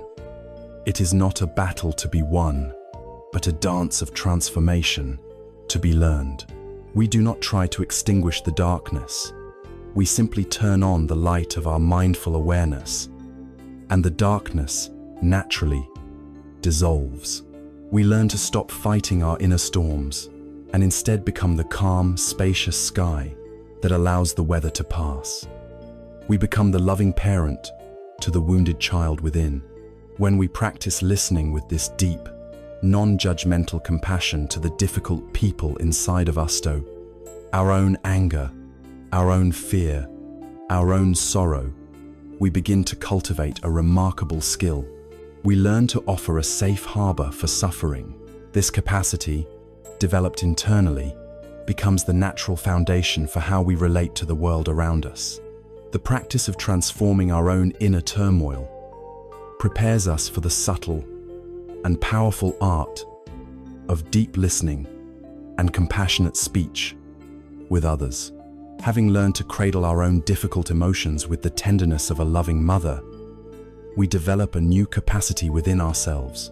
We learn how to hold suffering, our own and others, in a space of non-judgmental, compassionate awareness.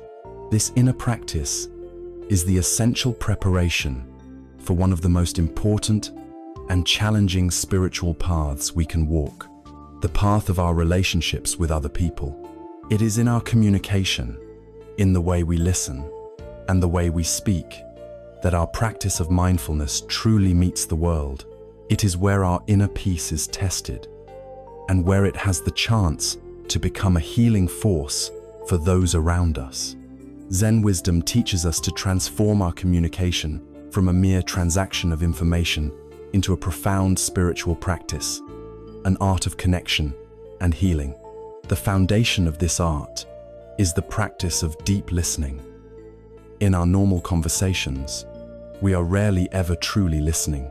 We are half listening while we formulate our reply, while we judge what the other person is saying, while we wait for our turn to speak, or while our mind wanders to our to-do list. This is not listening. It is a form of passive hearing. Deep listening, in contrast, is an active and engaged practice. It is listening with only one intention: to offer the other person the space they need to express themselves, and, in doing so, to suffer less.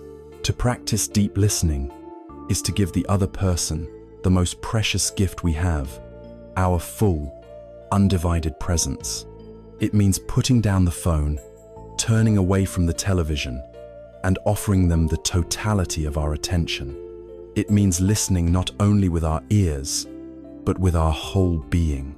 We listen to the words they are saying, but we also listen to the emotions beneath the words. We notice their tone of voice, their hesitations, their body language.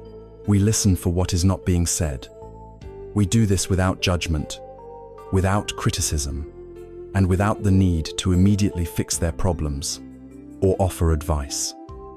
Most of the time, people do not need a solution. They need a sanctuary. They need to know that they can empty the contents of their heart into a safe and compassionate space, and that they will not be judged for it. To be truly heard is a rare and profoundly healing experience. It is an act of love.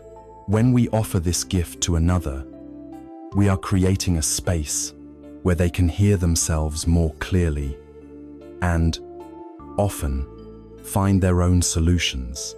The other side of this practice is compassionate speech, or what is often called loving speech. Just as our listening can heal, our words can wound. Our speech is one of the most powerful forces we wield each day, and it can create either heaven or hell for ourselves and for those around us. The guiding principle of compassionate speech is the principle of non-harming. It is about being deeply mindful of the impact of our words. This means first, speaking truthfully, but always tempering that truth with kindness. Before we speak, especially on a difficult topic, we can ask ourselves 3 questions. Is what I am about to say true? Is it kind? And is it necessary?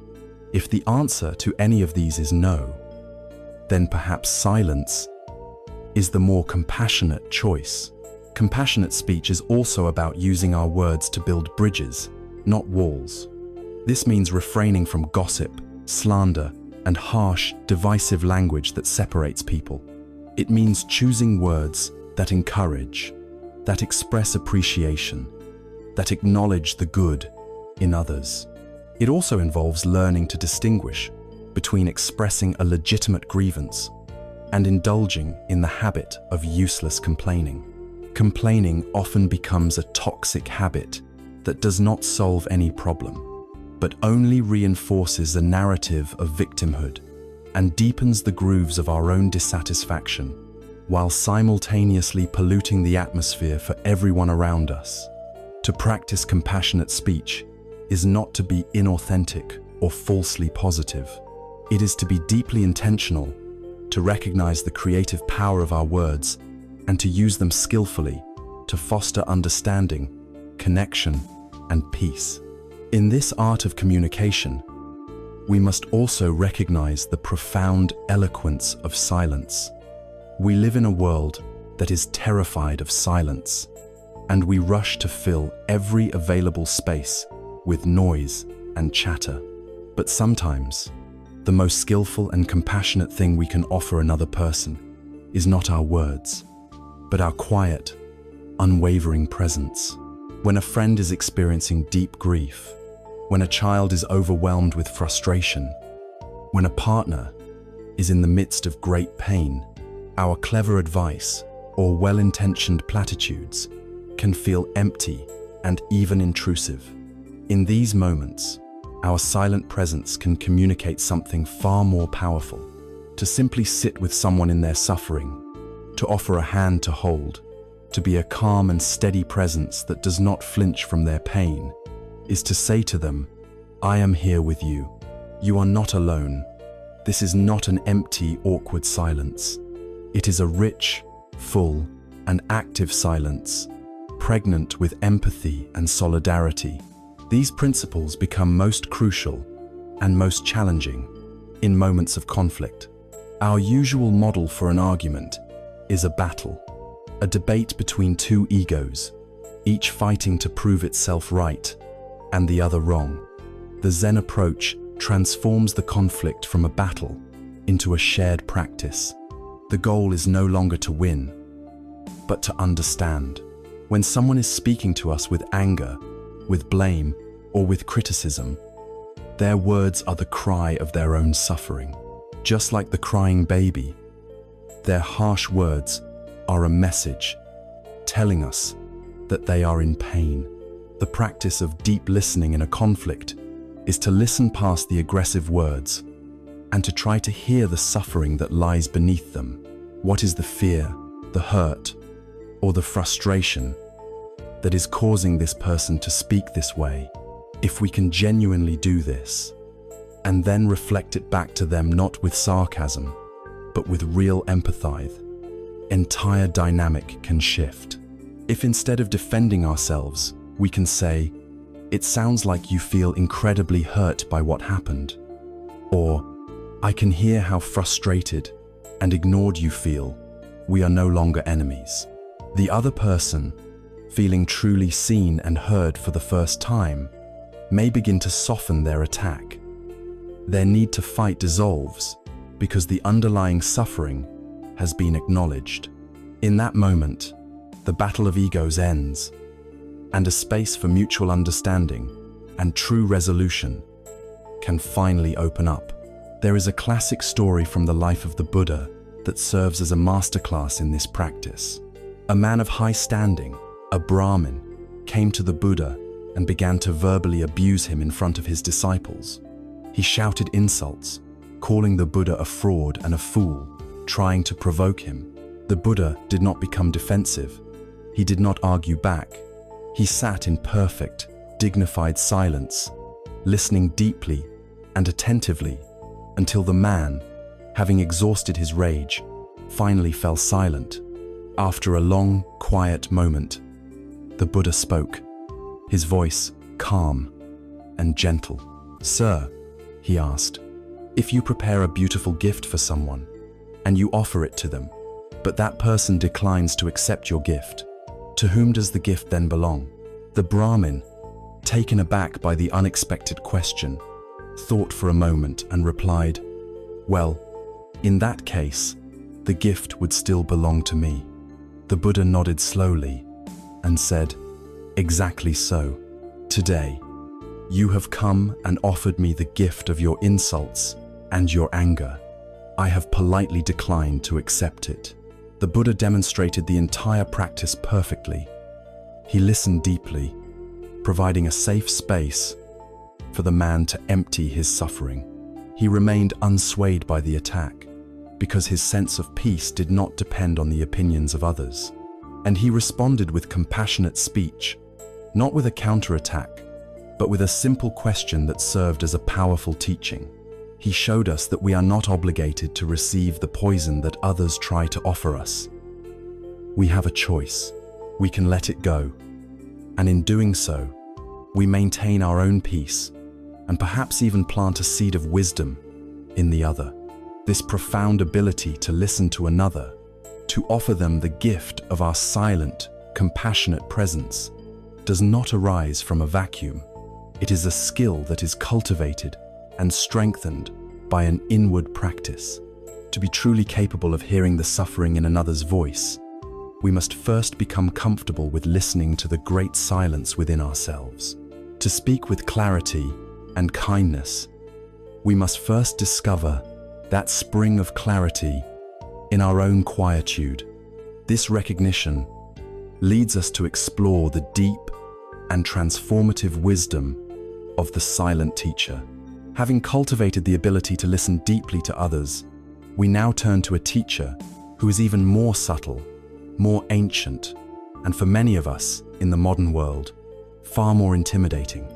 This is the teacher of silence. Our world is profoundly phobic of silence. We have become experts at filling every spare moment with noise. We drive with the radio on. We walk with headphones in our ears. We eat while watching a screen. And we fill our homes with the constant hum of media. For many, a moment of pure, unadulterated silence feels awkward, uncomfortable, empty, and even threatening. This very fear is a signpost. It points to something vital that we have lost and something essential that we must reclaim. For in the Zen tradition, silence is not an absence, it is a presence. It is the necessary condition for hearing the most important voice of all, the voice of our own true nature. Before we can enter this sanctuary of silence, we must first make a crucial distinction between two words that our culture often uses interchangeably: loneliness and solitude. Loneliness is a state of lack. It is a painful feeling of involuntary separation, a craving for connection that goes unmet. It is the feeling of being on the outside looking in. It is a form of suffering. Solitude, on the other hand, is a state of richness. It is a conscious, chosen act of being with oneself. It is not an escape from others, but a return to the source. Solitude is the nourishing and replenishing joy of one's own company. The spiritual path does not ask us to endure loneliness. It invites us to transform our fear of being alone into the profound, life-giving practice of solitude. The power of solitude and silence lies in its ability to change what we are able to hear. Imagine you are trying to listen to a piece of exquisitely subtle and quiet music, but you are standing in the middle of a loud, chaotic construction site. The sounds of jackhammers, shouting, and heavy machinery make it impossible to hear the delicate melody. The noise of our daily lives, the demands of our jobs, the opinions of others, the endless stream of news and social media updates, that construction site. It is a constant external clamor that drowns out our inner world. Our deepest intuition, our innate wisdom, that quiet voice of the heart that always knows our true path, speaks in a whisper. It is the subtle music. The practice of intentionally seeking silence and solitude is the act of walking away from the construction site. It is consciously turning down the volume of the external world so that we can finally begin to hear the quiet melody that has been playing within us all along. It is in this silence that we can begin to untangle our own authentic desires from the desires that our culture has told us we should have. We begin to hear our own truth. This practice does not require a dramatic retreat to a remote mountain cave. It can be woven into the fabric of our modern lives in small, potent doses. You can begin by practicing a media fast, choosing to drive your car without the radio, simply noticing the sounds of the road and the feeling of being in your body. You can take a 15-minute walk through a park, leaving your phone and your headphones at home, your only goal being to listen to the sounds of the birds and the wind. You can drink your morning coffee in silence, instead of immediately turning on the news, allowing yourself a few moments of quiet presence to begin your day. These microdoses of silence are like small clearings in a dense forest, allowing a little bit of light to shine through. From there, you might experiment with a more intentional digital detox, setting aside one evening a week, or even one full day a month, to be completely free from screens. No phone, no computer, no television. At first, you will likely feel a profound restlessness, a mental itch to reach for your familiar distractions. This is normal. This is the mind's withdrawal from its addiction to stimulation. But if you can sit with that discomfort, if you can allow the restlessness to be there without acting on it, something remarkable happens. The frantic energy begins to subside. The initial loud roar of the mind's chatter, the thoughts that were always there but were previously masked by external noise, begins to settle. And in the space created by the absence of distraction, you begin to discover what lies beneath the surface level noise. You discover that silence is not empty. It is profoundly full. It is full of awareness. When the inner monologue about your to-do list and your worries finally quiets down, you are left with a simple, vast, silent awareness. It is a state of pure being before the commentary begins. It is a feeling of being completely at home in your own skin. This is not a dead, vacant silence. It is a living, breathing silence, a presence that is deeply peaceful and profoundly intelligent. It is the consciousness that witnesses the thoughts, but is not the thoughts themselves. It is the sky that holds the clouds, but is not the clouds. To rest in this silent awareness is to come home to our own fundamental nature. Throughout history, seekers of wisdom in all traditions have understood this power. The Buddha himself spent many weeks in deep, silent solitude in the forests of India before his great awakening under the Bodhi tree. The great Zen masters of China and Japan would embark on long, silent retreats, sometimes lasting for months or even years. These were not holidays. They were courageous expeditions into the vast and often challenging wilderness of their own minds. In the crucible of this profound silence, stripped of all social roles and external validations, the ego has nowhere left to hide. All of its fears, its attachments, its cherished illusions, and its hidden griefs rise to the surface to be seen, to be held in awareness, and ultimately, to be released. The silence does not create the wisdom, but it provides the perfect, pristine laboratory conditions for the wisdom that is already latent within us to finally reveal itself. This is the gift of the silent teacher. Silence is not an absence of sound, but the very presence of a deep, listening awareness. It is the sanctuary where we can finally disentangle ourselves from the noise of the world and hear the clear, quiet voice of our own hearts. It is a practice of befriending ourselves at the deepest level. So we are invited to see silence, not as a void to be filled, but as a nourishing space to be entered, a wise companion to be visited, and a source of profound clarity and peace. As we learn to sit in this deep, nourishing silence, free from the constant distractions of the external world and the ceaseless chatter of the ego, a new and profound perception begins to dawn. The hard, sharp edges of the separate me sitting here begin to soften and dissolve. We start to feel an underlying connection to the chair we are sitting on, to the air we are breathing, to the sounds of the world outside. In the great silence, we discover that we are not, in fact, alone at all, but are an inseparable part of a vast, intricate, and shimmering web of existence. This intuitive feeling leads us directly to the breathtaking vision of Indra's net. As we rest in the deep, nourishing quietude we have cultivated, something extraordinary begins to happen. The rigid boundaries of the self, that feeling of being a separate, isolated entity, confined within our own skin, begin to soften and become porous. In the stillness, we can feel our breath merging with the air of the room. We can feel the subtle connection between our body and the chair that supports it. The sounds of the world outside no longer feel like intrusions, but like expressions of the same living moment that we are. In this profound silence, we discover that we are not alone at all.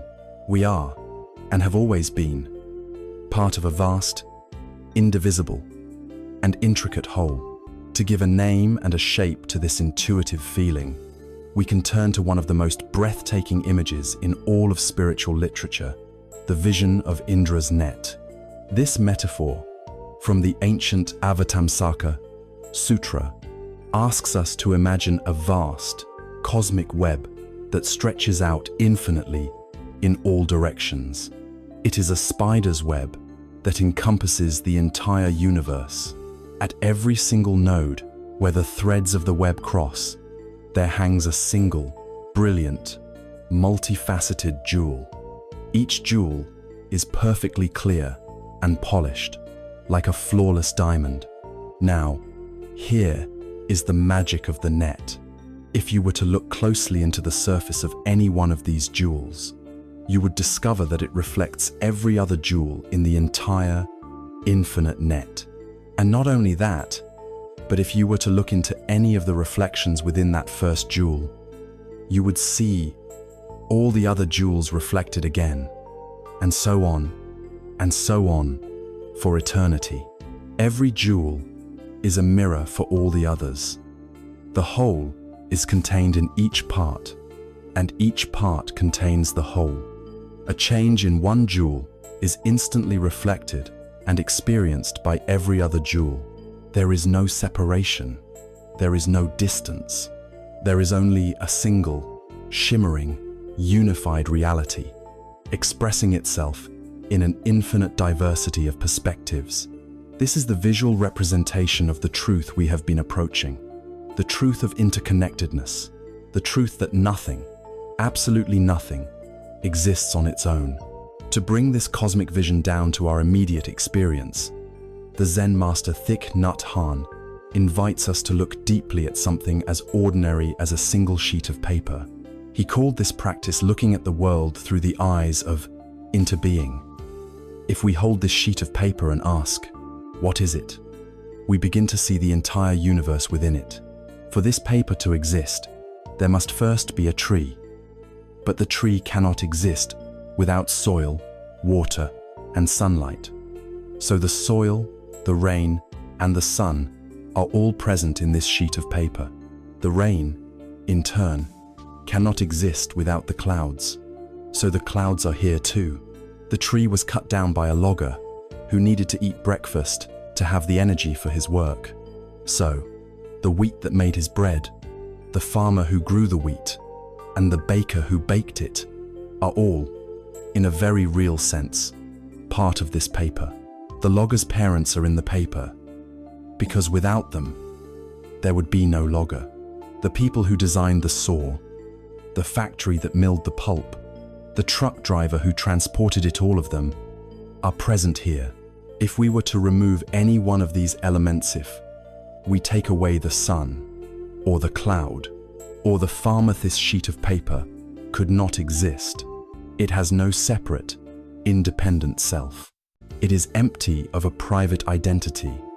Its entire existence is a convergence of countless causes and conditions. It does not simply be, it is with everything else in the cosmos. What is true for this sheet of paper is true for everything, including ourselves. You, sitting here, are a manifestation of your parents and their parents, of the food you have eaten, the air you are breathing, the culture you were raised in, and the ideas you have encountered. You are a jewel in Indra's net, reflecting everything and being reflected by everything.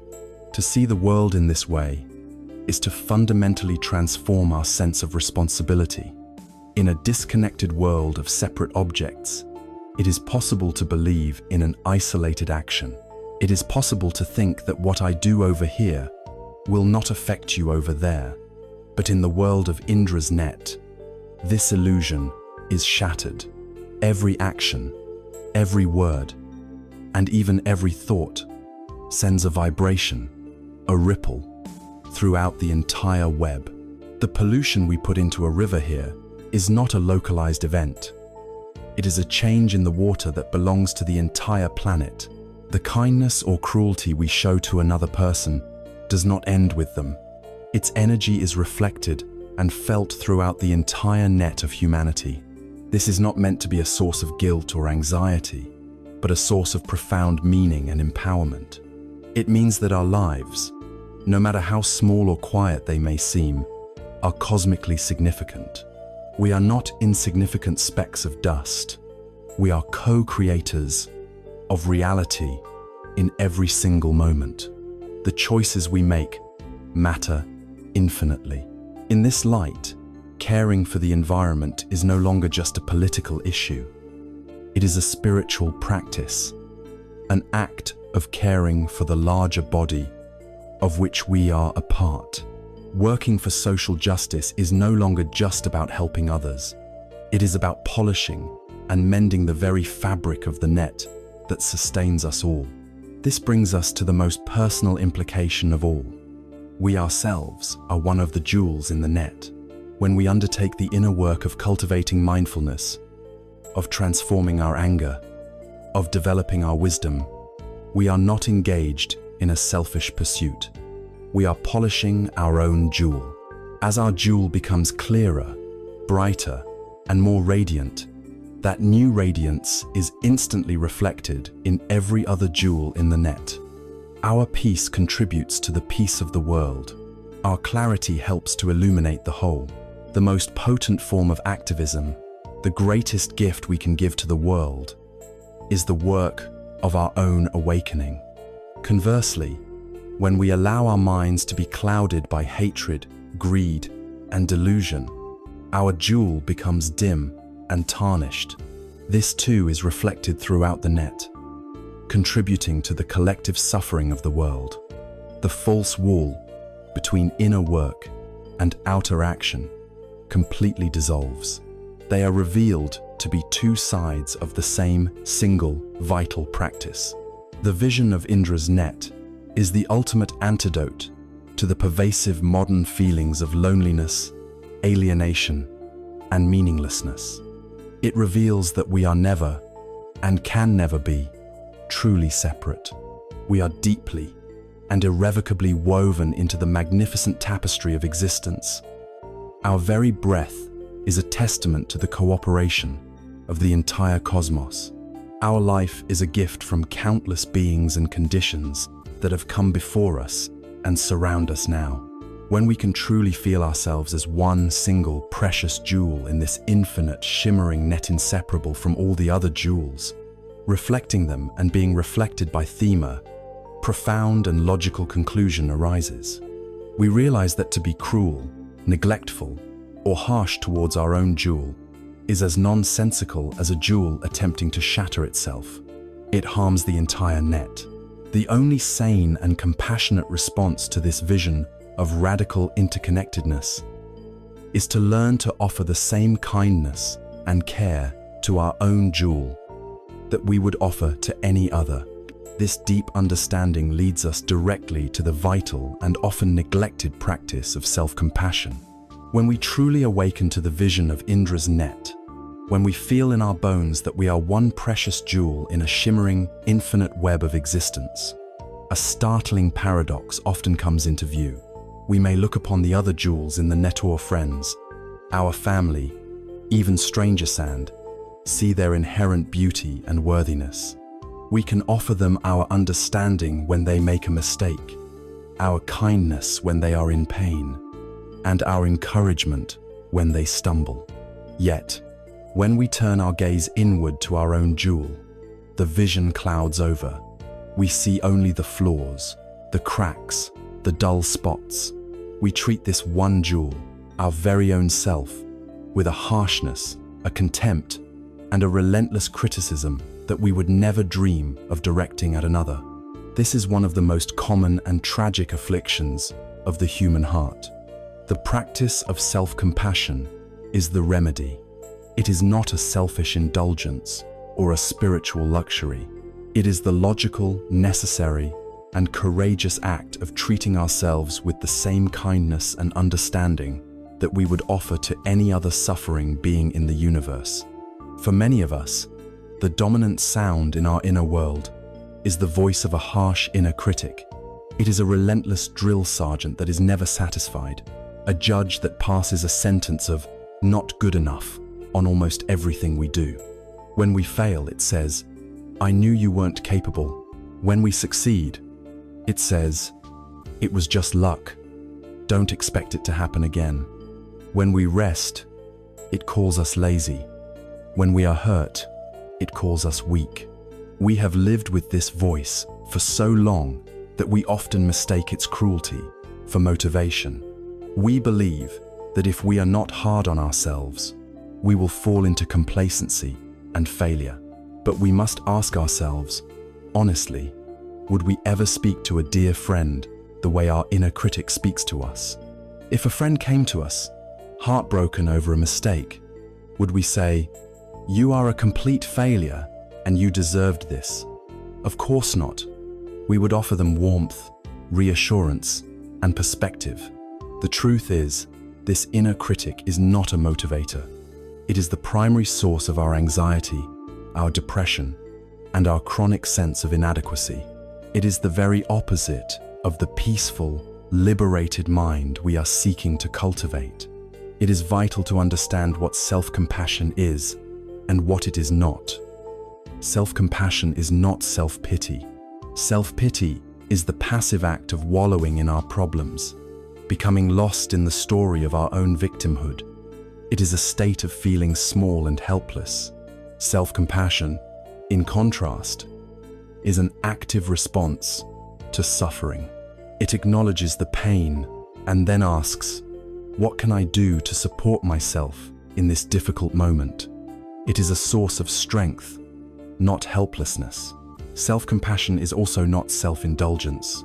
Self-indulgence is often an attempt to escape our pain by chasing short-term, pleasure-eating an entire cake, binge-watching television for hours, or mindlessly shopping online.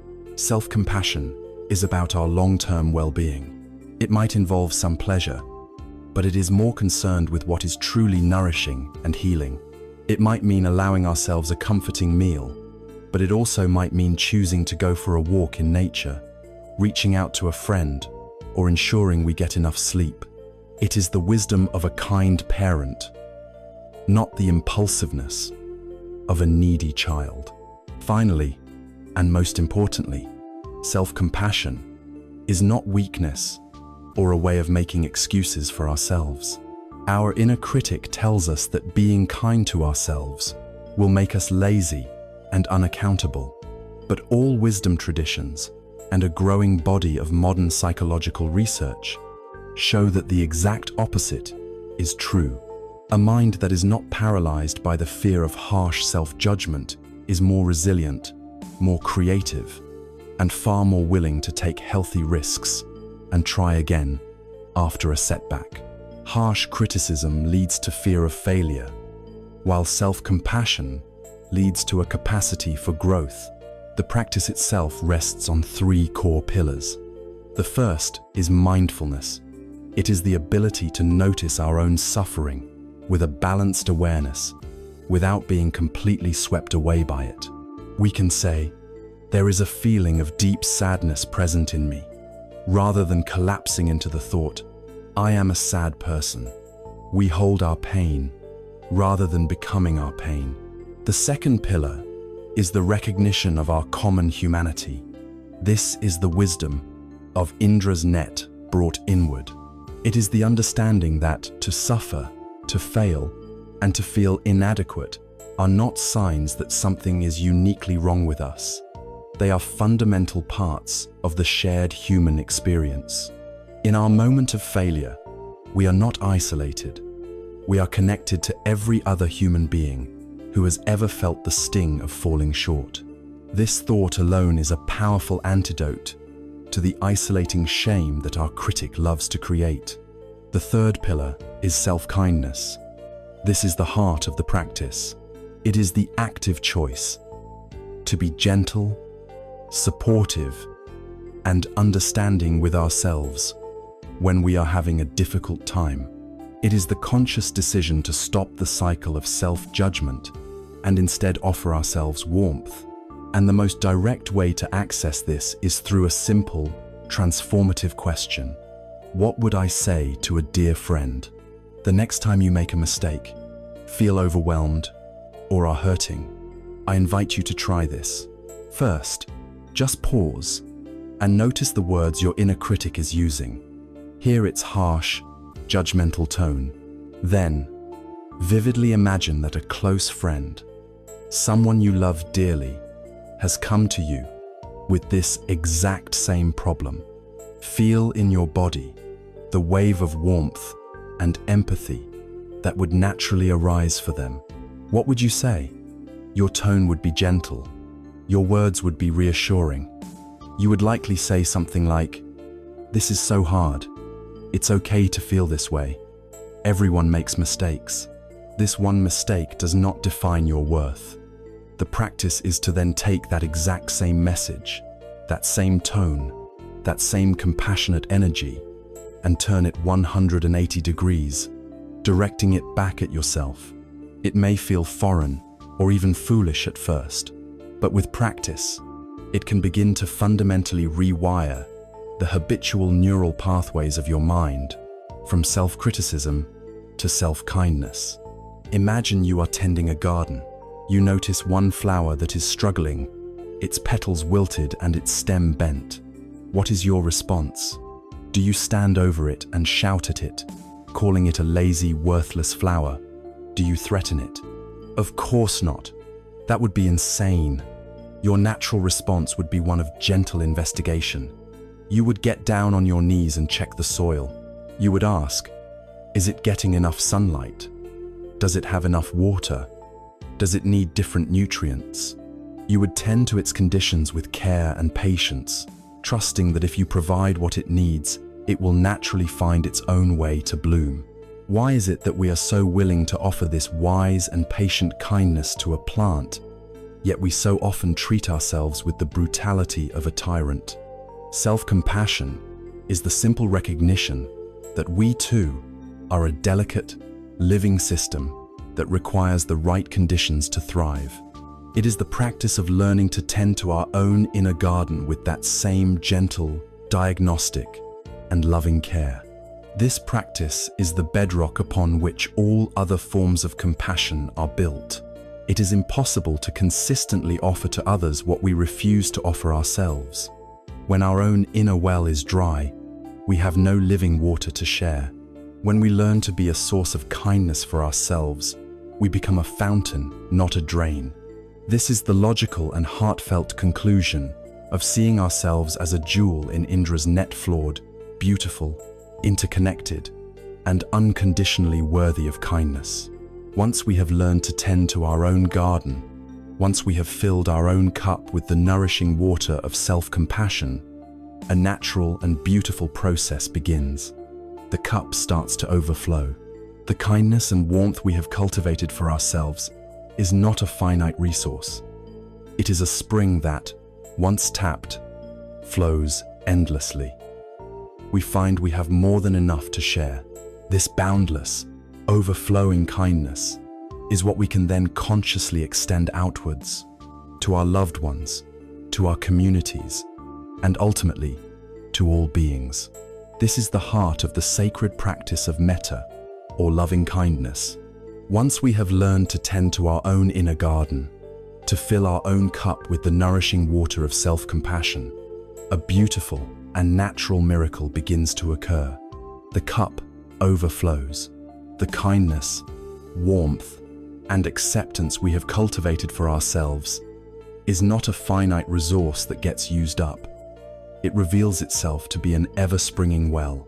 Having quenched our own deepest thirst, we find we have more than enough to share with the world.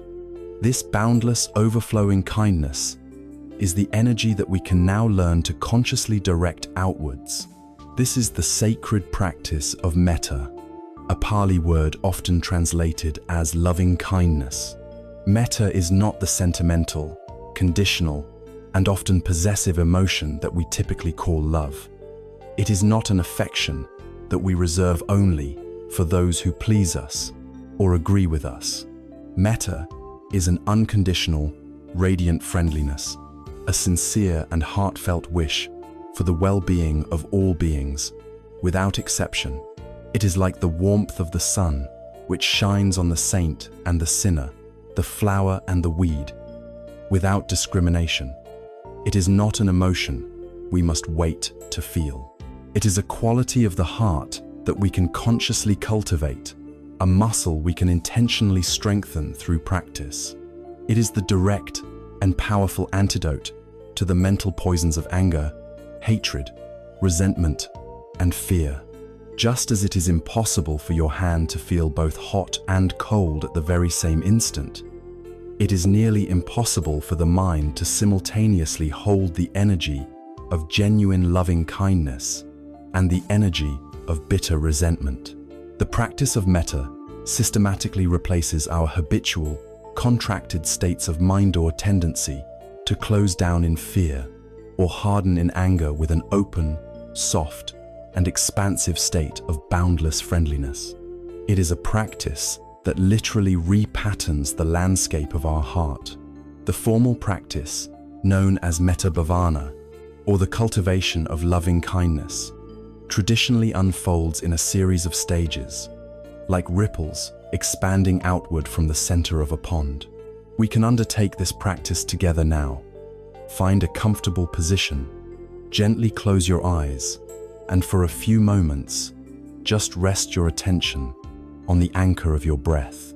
The first ripple begins, as all true compassion must, with ourselves. You cannot share what you do not possess. So first, we generate this warmth for our own being. Bring a gentle, soft smile to your lips. and let that feeling of softness spread through your entire body. Now, silently in your mind, begin to repeat a few simple, powerful phrases directed at yourself. The traditional phrases are, may I be safe, may I be healthy, may I be happy, may I live with ease. As you repeat them, try to connect with the genuine wish behind the words. Feel the intention. May I be safe from inner and outer harm. May my body and mind be healthy. May I know a deep and lasting happiness. May I move through the world with a sense of peace and ease. Rest here for a while, bathing yourself in this warm, unconditional friendliness. Now, let the circle expand. Bring to mind a person for whom you feel great love and respect, a benefactor or a dear friend. Picture them clearly in your mind's eye. See them smiling and happy. Now, direct the full force of your warm-hearted energy towards them, repeating the same phrases. May you be safe. May you be healthy. May you be happy. May you live with ease. Feel your heart opening and sending this genuine wish for their well-being out to them. Next, we stretch the muscle of the heart a little further. Bring to mind a neutral person, someone you see in your daily life, but for whom you feel neither strong like nor dislike. It could be the cashier at your local store, a person you pass on your commute, a neighbor you only nod to. See this person not as a role, but as a human being who, just like you, wants to be happy and wishes to avoid suffering. And with the same sincerity, extend the phrases of metta to them. May you be safe. May you be happy. May you live with ease. This practice begins to break down the artificial barriers we create between people who matter to me and people who don't. Now we come to the most challenging and perhaps the most transformative stage of the practice. Gently, and only if you feel ready, bring to mind a difficult person, someone with whom you have conflict, frustration, or resentment. It is often wise to start with someone only mildly difficult, rather than the source of your deepest wounds. See this person in your mind's eye, and for a moment, try to see them not as their harmful actions, but as a suffering human being. Remember that unskillful and hurtful behavior almost always arises from a person's own deep pain, confusion, and ignorance. And then, with as much sincerity as you can muster, offer them the same wishes you offered to yourself and to your friend. May you be safe. May you be happy. May you be free from your own suffering. This is not an act of condoning their behavior. It is an act of liberation for yourself. It is the recognition that holding on to anger is like drinking poison and hoping the other person will die. This practice is you choosing to put down the poison to free your own heart from the prison of resentment. Finally, we allow the circle of loving kindness to become boundless. Imagine this warmth in your heart becoming a radiant light. Let that light expand to fill the room you are in, and then your entire home, offering metta to all who live there. Let it expand further to your neighborhood, your city, your country, wishing that all beings may be safe and happy. Now, let it expand beyond all borders to encompass the entire planet Earth. See all humans, all animals, all plants, all beings in the oceans and the skies, and then expand it even further to all beings in all realms, in all directions, seen and unseen.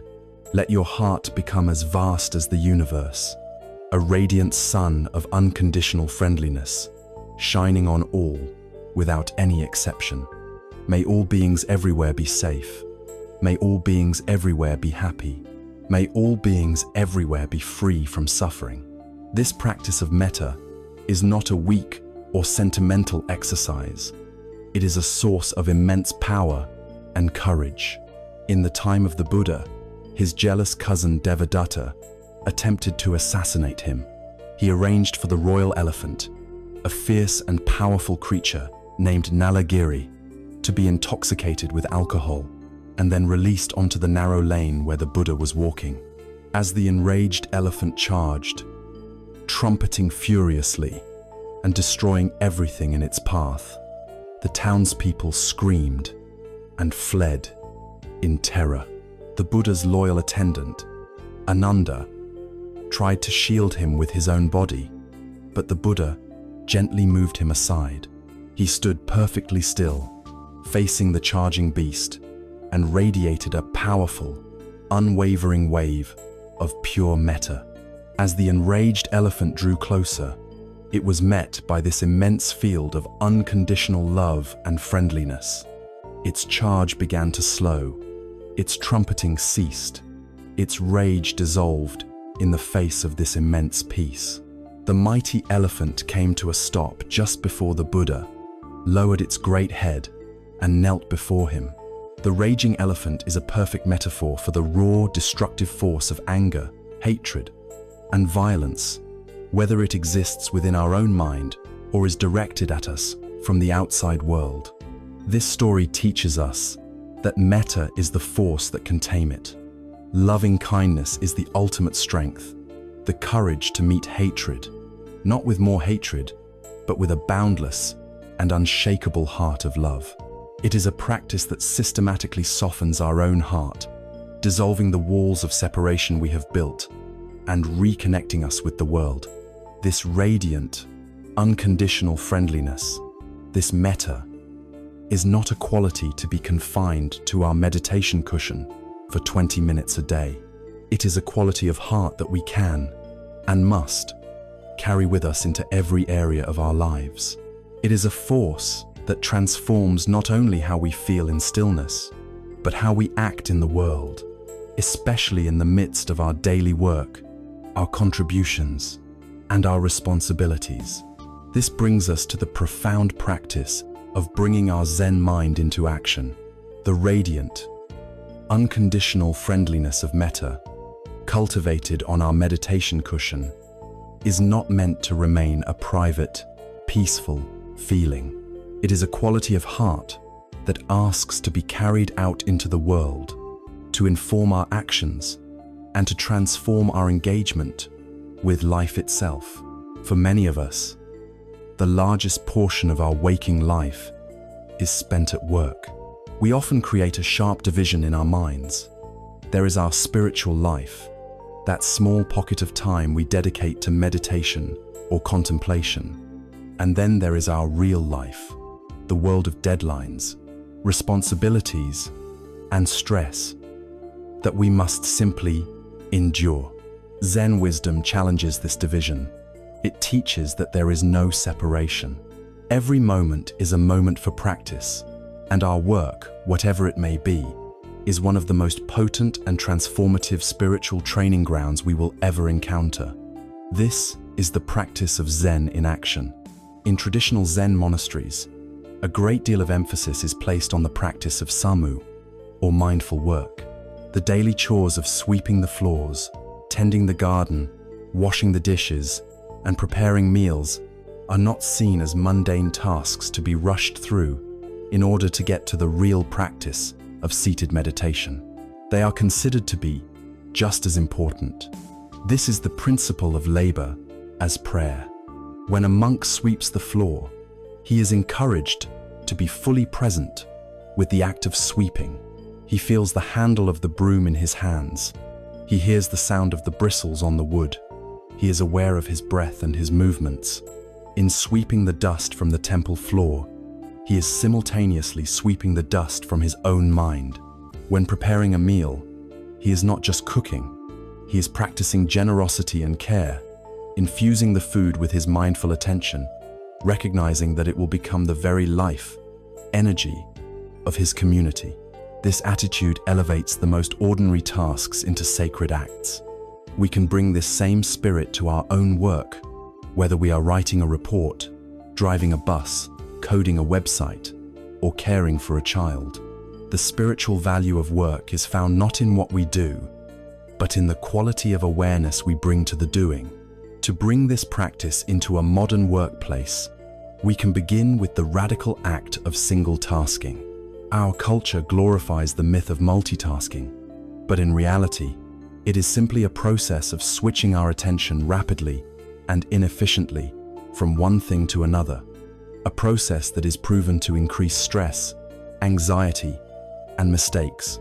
The Zen approach is to do one thing at a time. When you are writing an email, just write the email.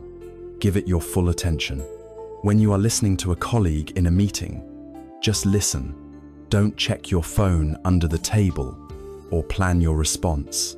Be fully present. By focusing our energy on a single task, we not only produce better results, but we transform the work from a frantic juggling act into a serene, focused meditation. Our anchor in this practice, especially amidst the inevitable pressures of the workplace, is our breath. When you feel the familiar wave of stress begin to rise, an urgent deadline, a difficult client, a critical email from your boss, the practice is to pause. Before you react, before you type a single word, just stop for 10 seconds. Take one deep, conscious breath in, and one long, slow breath out, and then another and another. This simple act creates a sacred gap, a space between the external stimulus and your habitual, often unskillful, reaction. In this gap, you can access your clarity and wisdom, allowing you to respond from a place of calm center, rather than from a place of panic or anger. This mindfulness can also be extended to our interactions with our colleagues. Every workplace has its challenges, often in the form of difficult personalities. From a Zen perspective, a demanding boss, a competitive coworker, or a frustrating client is not merely an obstacle to our peace. They are a teacher in disguise, offering us a perfect opportunity to practice. When faced with another's anger, incompetence, or negativity, our first step is to mindfully notice our own reaction. We see the judgment, the irritation, the desire to retaliate arising in our own mind. Then, we can look at the other person with compassionate curiosity. We can remember that their unskillful behavior is almost certainly a product of their own suffering. Their anger may be a mask for their fear of failure. Their arrogance may be a shield for their deep insecurity. Seeing this does not mean we become a doormat or accept abuse. It means we can respond with strength and clarity, setting firm boundaries when necessary, but doing so from a place of compassion, rather than from a place of reactive hatred. We learn to address the behavior without attacking the fundamental humanity of the person. Perhaps the greatest challenge for many is finding a sense of meaning in their work, especially if it feels mundane, repetitive, or disconnected from any higher purpose. The Zen view suggests that meaning is not something we find in a job description. It is something we bring to the work. A doctor can treat his patients like a series of biological puzzles to be solved, or he can treat them with warmth, empathy, and a healing presence. A janitor can sullenly mop a floor, or he can take quiet pride in creating a clean and welcoming environment for others, offering a kind smile to those he passes. Who is doing the more valuable, the more spiritual work? The answer lies not in the task, but in the heart of the practitioner. We can find meaning in any work by shifting our motivation from one of purely personal gain, money, status, power, to one of service.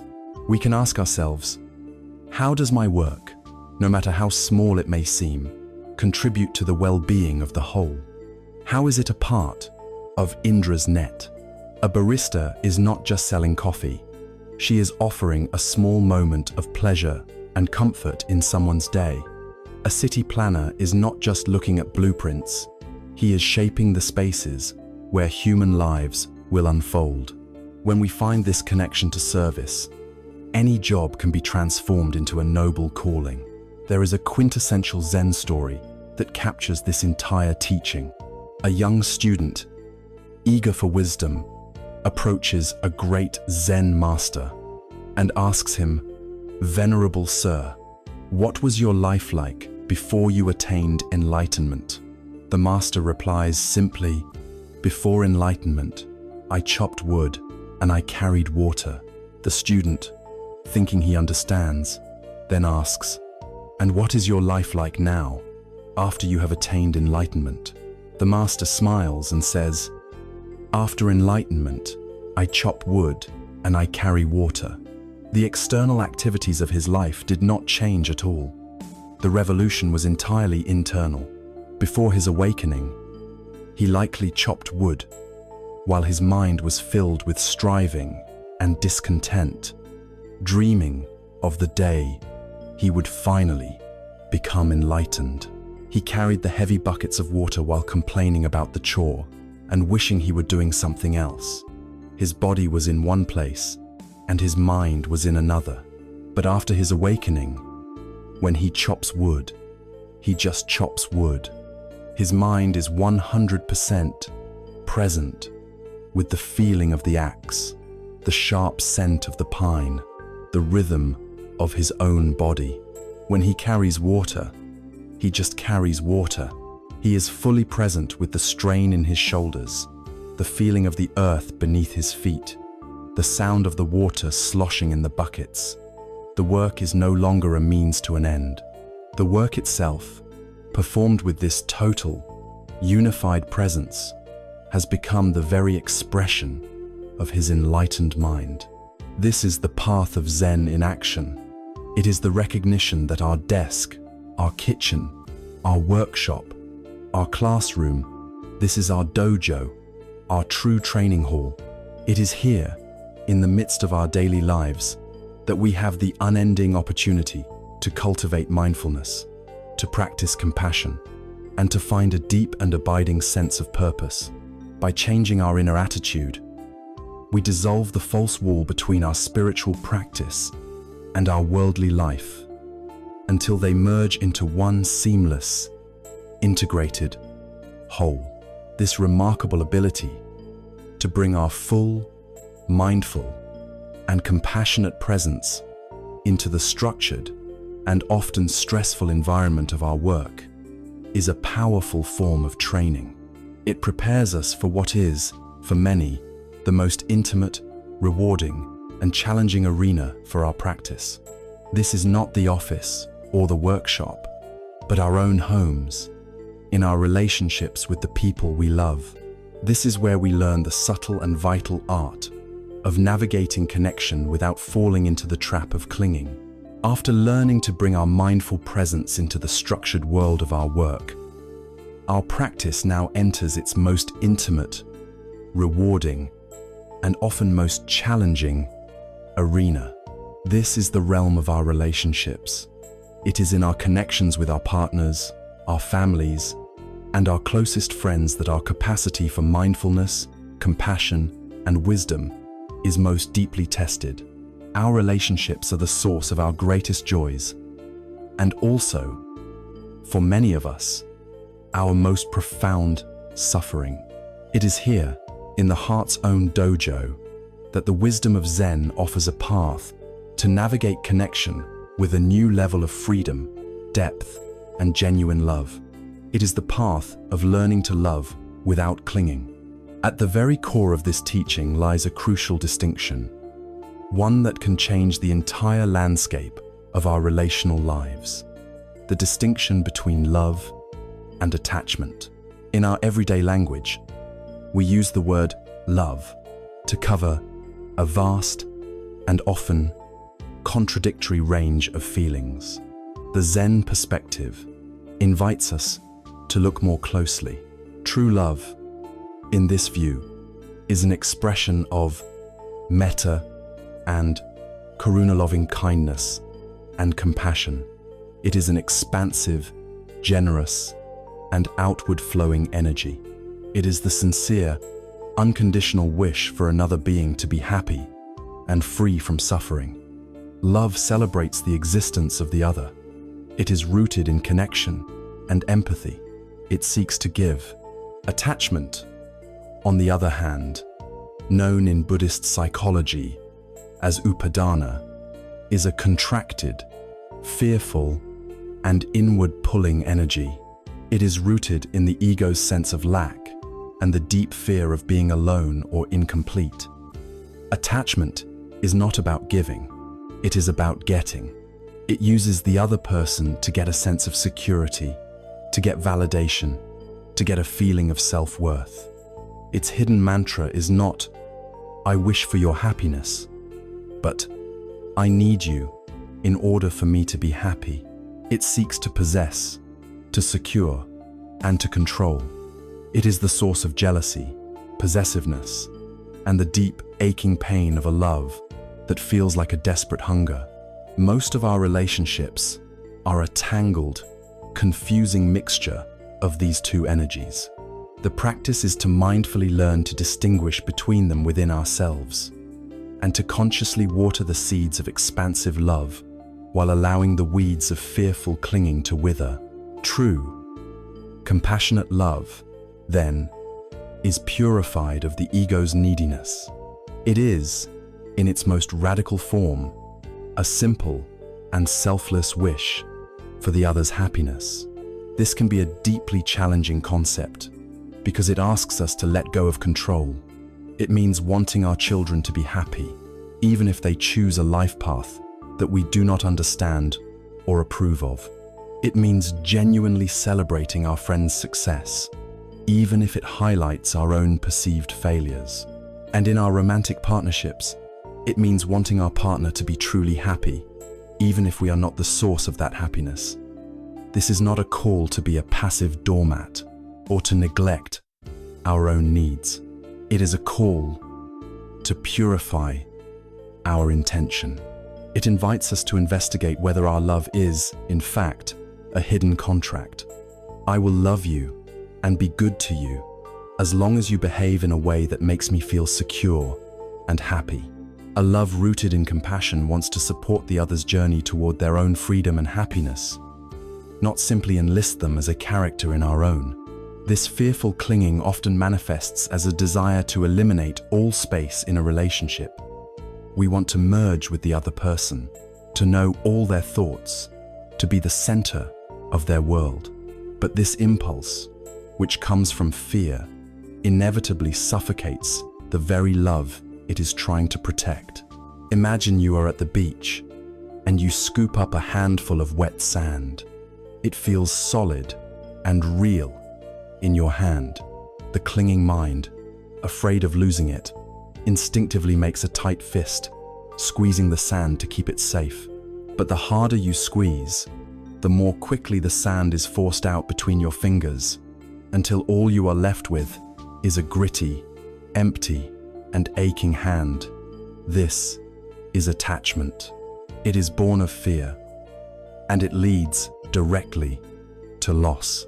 Now, imagine you scoop up that same handful of sand, but instead of making a fist, you simply rest it gently in your open palm. The hand is relaxed, trusting. Some grains may be blown away by the wind. A bird may take one, but the substance of the sand remains, held peacefully, without force or struggle. This is love without clinging. It is born of trust, and it allows the connection to breathe. True, healthy love requires space. It needs the space for each person to be a sovereign individual, to have their own inner life, their own friends, their own periods of quiet solitude. It is a graceful dance between intimacy and autonomy. To give this space is the ultimate act of trust. Trust in the other person, and trust in the strength of the connection itself. It is the release of the need to constantly manage, monitor, and control. This brings us to one of the most subtle applications of our practice. We must learn to love the real person who stands before us, not the fixed idea of them that we hold in our mind. We have already explored the truths of impermanence, anicca, and no self, anatta. And nowhere are these truths more relevant than in our relationships. We don't fall in love with a person. We fall in love with a snapshot of a person. We create a static, idealized image of them in our minds, and then we cling to that image. But the real person is not a static object. They are a flowing river, constantly changing, growing, and evolving. Inevitably, they will say or do something that contradicts our fixed mental picture. In that moment, we feel shocked, disappointed, or even betrayed. We think, "You're not the person I thought you were."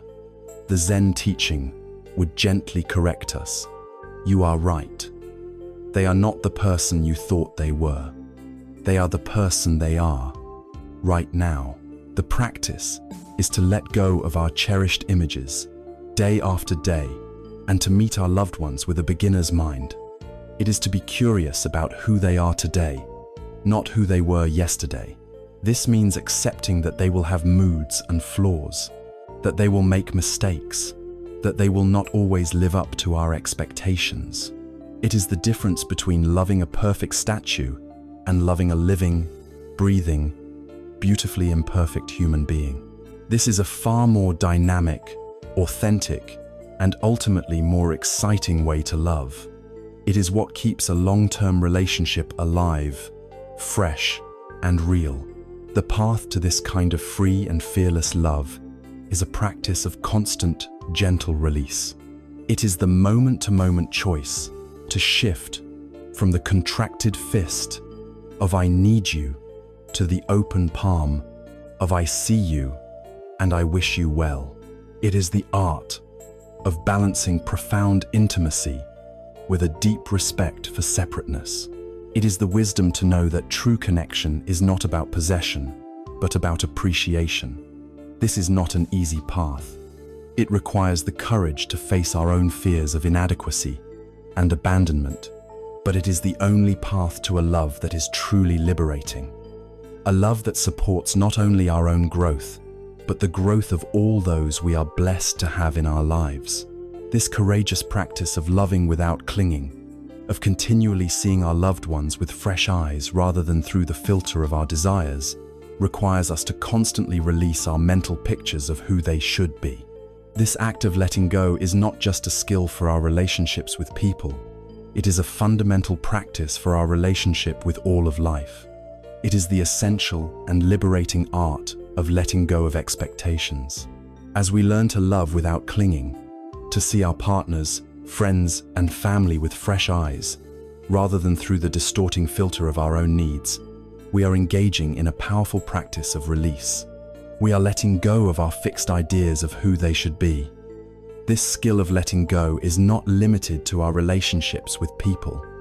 It is a fundamental practice for our relationship with life itself.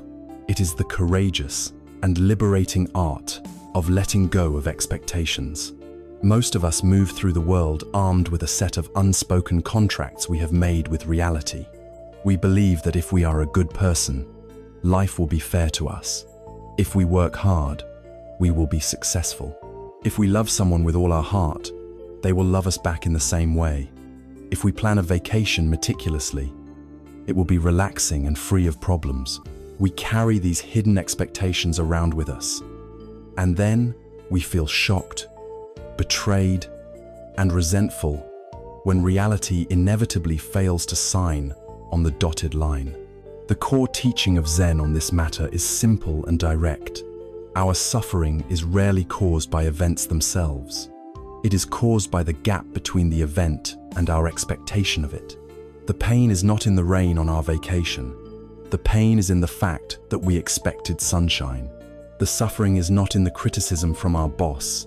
It is in our expectation of praise. This gap between what is and what I demanded should be is the fertile ground where all our disappointment, frustration, and bitterness takes root. The language of expectation is often expressed in the subtle but potent poison of the word should. He should have known that would hurt my feelings. I should be wealthier by this age. They should be more grateful for my help. Every time we use the word should, We are declaring a small war on reality. We are pitting our personal, idealized version of the world against the world as it actually is. And in a war with reality, reality will always win. This constant state of resistance is spiritually and emotionally exhausting. It creates a perpetual friction with the present moment, making it impossible to find peace or joy in the life we are actually living, because we are too busy mourning the life we believe we were owed. Letting go of expectations does not mean we become passive or lose all ambition. This is a crucial distinction. It is vital to differentiate between healthy goals and rigid expectations. A healthy goal is like a compass. It gives us a direction and a sense of purpose. It guides our actions. We might have a goal to become a more compassionate person, or to learn a new skill, or to build a successful business. These goals orient us and give our lives meaning. A rigid expectation, however, is like a highly detailed, non-refundable travel itinerary that specifies the exact time of arrival, the weather conditions, and the mood of all the participants. The moment a flight is delayed or a friend is in a bad mood, the entire itinerary shatters, and we are left with nothing but anger and a sense of failure. The practice, then, is to hold our goals lightly. We use them to guide our efforts, but we must learn to release our fierce attachment to the outcomes. This leads us to a profound principle found in many wisdom traditions. We have a right to our labor, but we do not have a right to the fruits of our labor. This means we pour our full, mindful attention into the process itself. We prepare for the job interview with all our skill and diligence. We write the novel with all our heart and courage. We raise our children with as much love and presence as we can muster. We do our absolute best, and then we let go. We release the result. Whether we get the job, whether the book is a success, whether our children grow up to be who we hoped they would be, these things are influenced by our efforts, but they are ultimately not in our control. They are subject to a million other conditions in the universe. Our sense of peace and self-worth must come from the integrity of our effort, which is something we can control, not from the unpredictable results, which we cannot. This is the very heart of freedom. It is the recognition that the only things we have any real control over are our own intentions and our own responses. We cannot control what other people think. We cannot control what they say or do. We spend so much of our life's energy trying to manage the impressions of others, trying to puppeteer their feelings and reactions. It is a draining and impossible task. The only true freedom comes when we abandon this futile project and turn our attention inward. We can choose to act with kindness, regardless of whether it is returned. We can choose to work with integrity, regardless of whether it is recognized. We can choose to meet life's inevitable disappointments, not with bitter resistance, but with a sense of equanimity and grace. This is the shift from trying to be the director of the entire chaotic play of life to becoming the calm and masterful actor of our own part. The Taoist philosopher Chuang Tzu told a story that perfectly illustrates how attachment to outcome paralyzes us. An archer is practicing by himself, shooting at a target for no reason other than the simple joy of the practice. His breath is steady, his arm is firm, his aim is true. He is a master. Then, a small competition is arranged, and the prize for hitting the bullseye is a simple clasp made of brass. Now, as the archer draws his bow, his mind is slightly divided. He is thinking of the target, but he is also thinking of the prize. His hands tremble just a little. His skill is diminished. Finally, he enters a grand tournament where the prize is a heavy bar of pure gold. As he steps up to the shooting line, he is overwhelmed. He is so consumed by the expectation of winning the gold, so attached to the outcome, that his vision blurs. He sees two targets instead of one. He is, as the story says, drained of his power by the weight of the prize. The archer's skill never changed. The bow and the target remained the same. The only thing that changed was the heaviness of his expectation. The prize, which should have been an inspiration, became a source of anxiety that sabotaged his natural ability. His skill resided in the process, the calm focus of drawing the bow and releasing the arrow. But his attention shifted to the result, and he lost everything. This is the freedom we are offered when we learn to let go of expectations. It is a profound act of surrender, not of giving up, but of giving in to the natural, uncontrollable flow of life. It is the source of true resilience, allowing us to meet both success and failure with grace, because our inner peace is no longer dependent on either. We stop demanding that life conform to our fragile blueprints, and in doing so, we become available to the surprising, imperfect, and beautiful reality of the life that is actually here. This courageous practice of letting go, of releasing our tight grip on how we believe life should unfold, is the ultimate training for confronting the one outcome we can never control. By letting go of our expectations for life's small results, a promotion, a successful vacation, a pleasant conversation, we build the spiritual muscle needed to face the great unknown of our own mortality. This practice prepares us to approach even the end of life, not with terror, but with a sense of openness and acceptance. This is the profound practice of befriending death. Having learned to release our grip on the outcomes of our lives, we are now prepared to approach the one outcome that is certain for all of us, the one we can never control. We are ready to turn our gaze towards the great final taboo of our culture, the reality that we spend our entire lives trying to deny, ignore, and outrun. We are now ready to talk about death. In our modern world, death is treated as a medical failure, a cosmic mistake, an enemy to be fought at all costs. We speak of it in whispers, if at all. This denial, however, does not make us safe. It makes us fearful. Zen wisdom offers a radically different approach. It teaches us that death is not the enemy of life, but its secret advisor. It is not a failure, but a natural and sacred completion. The practice is not to defeat death, but to learn to befriend it.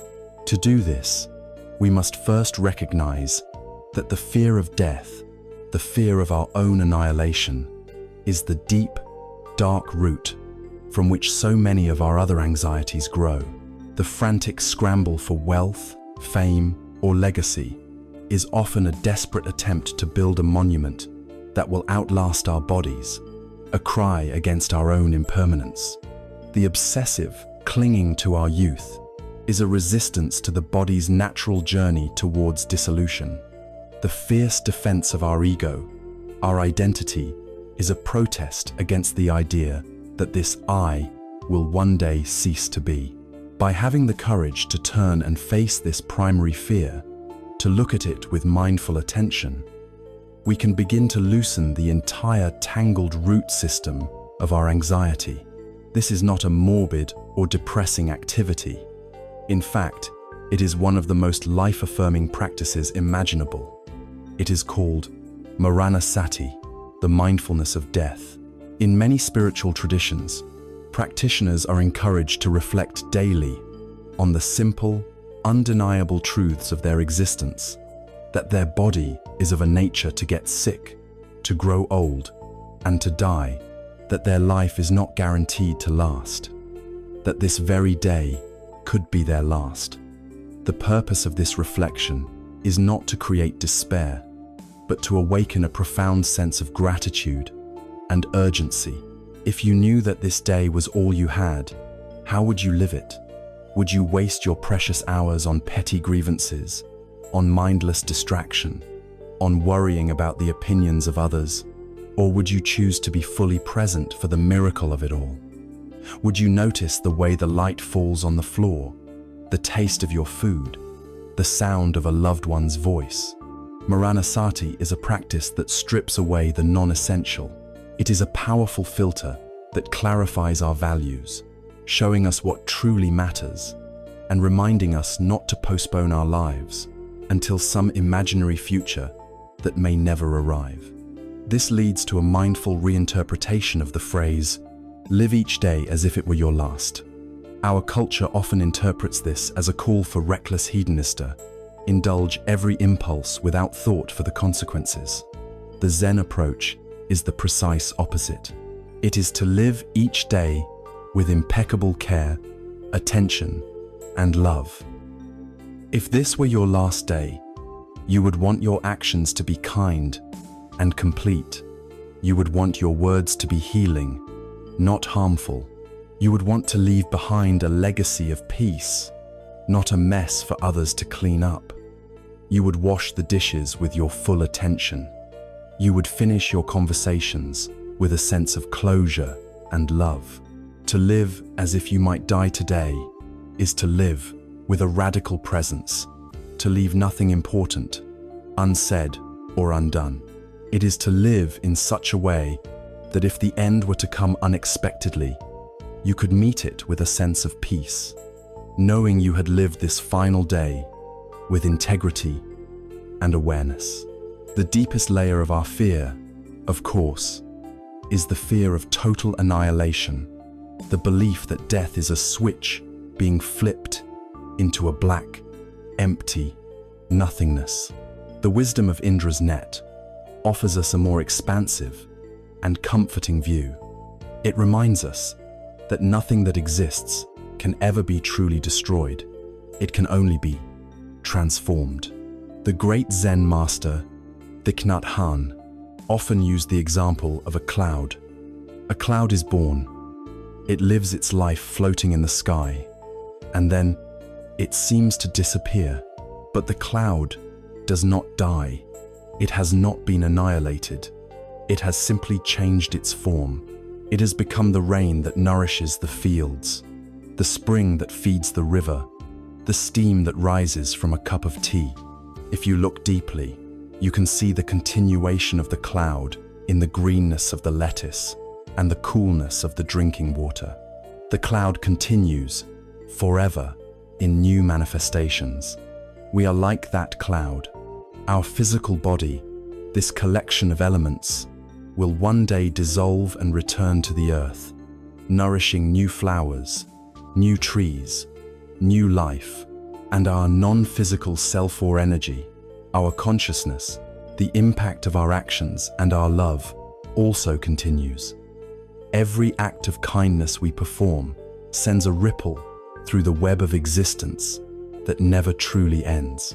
The lessons we teach our children, the garden we plant, the comfort we offer a friend in these countless ways, we continue.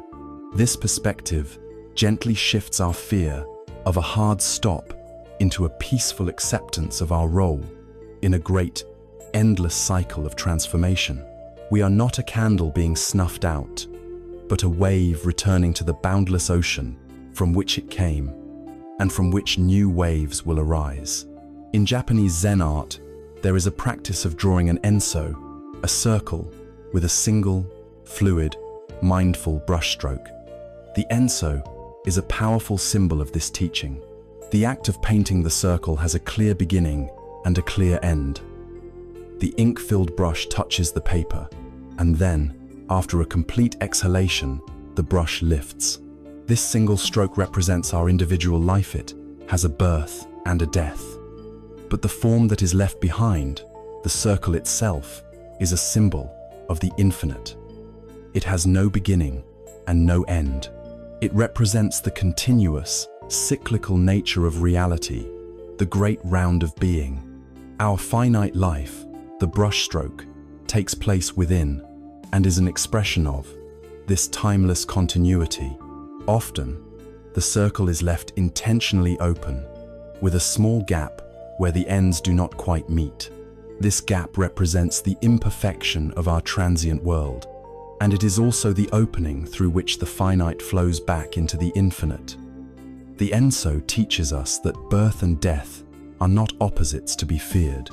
They are two inseparable points on a single, beautiful, and continuous journey. To befriend death, then, is to turn towards this most fundamental truth of our existence, not away from it. It is a practice that transforms our fear into gratitude, our denial into a vibrant presence, and the terror of a final ending into the deep peace of continuation. By fully accepting our own finitude, we are finally liberated to live the life we have been given with courage, with joy, and without reservation.